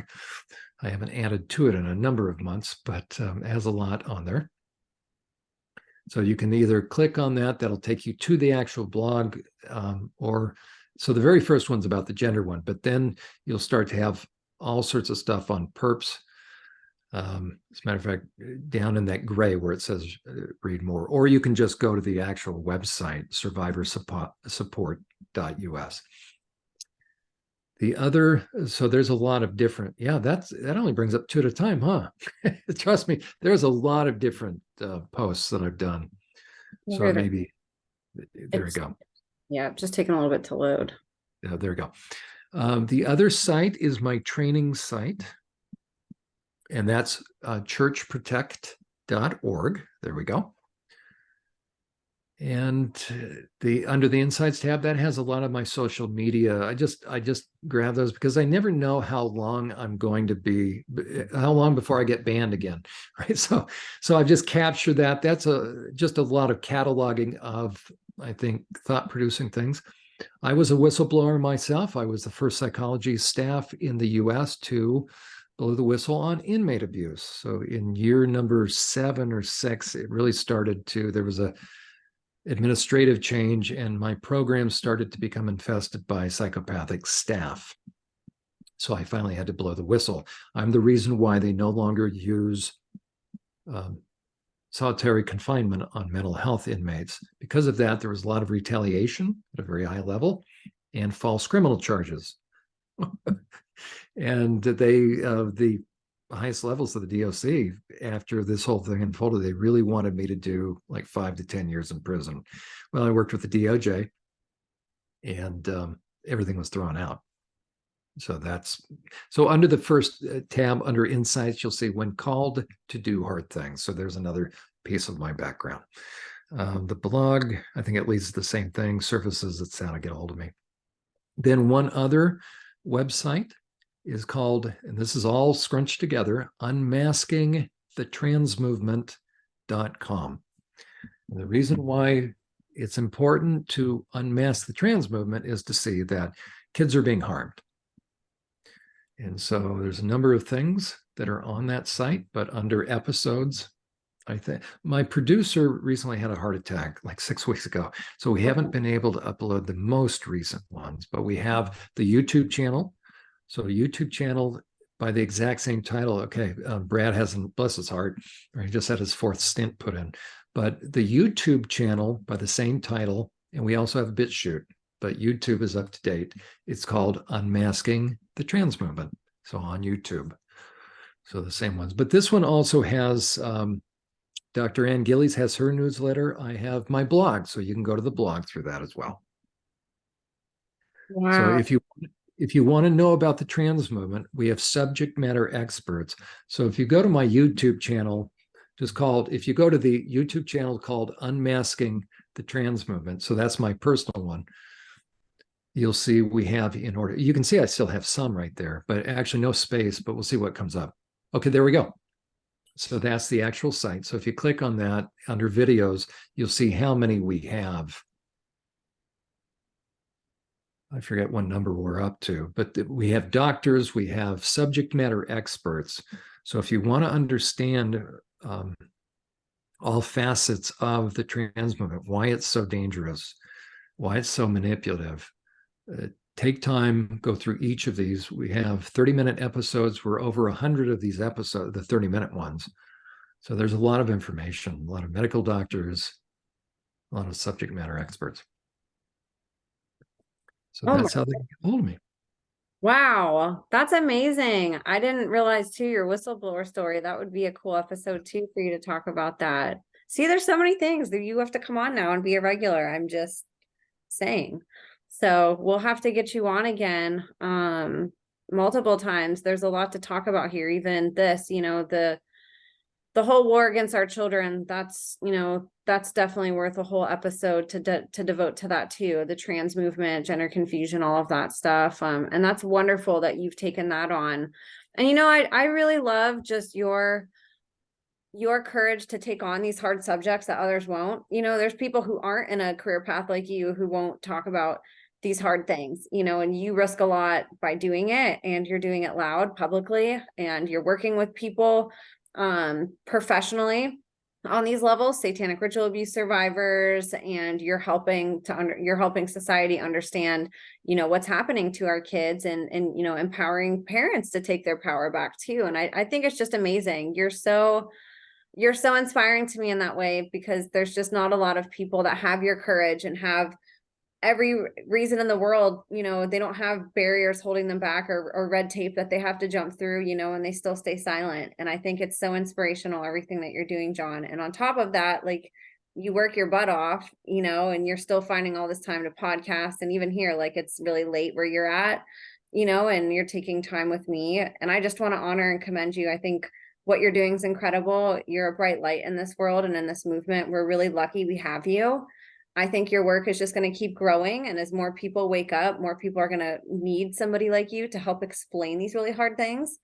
And I'm so grateful that you've taken it on yourself to learn this. You could have walked away and looked away like a lot of people do, And instead you stared it right in the eye and learned about it, and dove head first and spent a lot of years trying to understand these things that, even survivors don't fully understand about themselves yet, so you're going to be a huge catalyst, not just now, but I think your work is definitely going to span generations to come. People are going to be learning from the work that you've laid the foundation for a long time to come. So I just want to thank you so much for coming on, John. This was a real honor to have you. And like I said, I could talk to you for another 10 hours. Well, Emma, it's been a pleasure. And yeah, I look forward to any time you invite me back, and we'll pick up where we left off. And I then also can share about, predators, and I do sex offender treatment. I have 4 groups during the week. So I have almost 50 guys, give or take. So active. As a matter of fact, tonight, just before our half hour before we connected, I finished with one of the sex offender treatment groups. So I can help people understand the mind of predators. I'm certified in the Harris psychopathy checklist. So and then by day, I'm working with regular clients. So when do you find time to sleep? Good question. Good question. We got to practice what I preach, right? Got to take care of ourselves. Yes. Well, thank you so much for all the work that you do, John. And yes, let's please get you on again. I'll reach out and we can find another date to have you on. This was awesome. You guys, thank you so much for watching and for learning with us. I know that all of you on the other side learned as much as I did. I hope that you guys will go connect with John. I'm going to have all of his links in the show notes, no matter what platform you're on, Spotify, iTunes, YouTube, you name it. Just go in the show notes. All the links light up. They're hyperlinks. You can just click and go. And I'll share some of John's links too on my YouTube in my community section. So you guys can go there also if you're on YouTube. And I'll help connect you guys to his channels and to his links also that way. So please go connect with John. It's really important that we get eyes on whistleblowers, on survivors. The enemy hates when we come together. They've spent a lot of time trying to divide us. So when we come together and have each other's backs and, we're looking after each other, that is bringing God back into this, and we're unifying under the way that we should have, and we're getting rid of all these divisive labels and agendas that Satan has put in our way to blind us from coming together. So go connect with John, support him, you guys. I'll have all of my links below also. I'm so grateful for you guys. God bless you, and we will see you next time.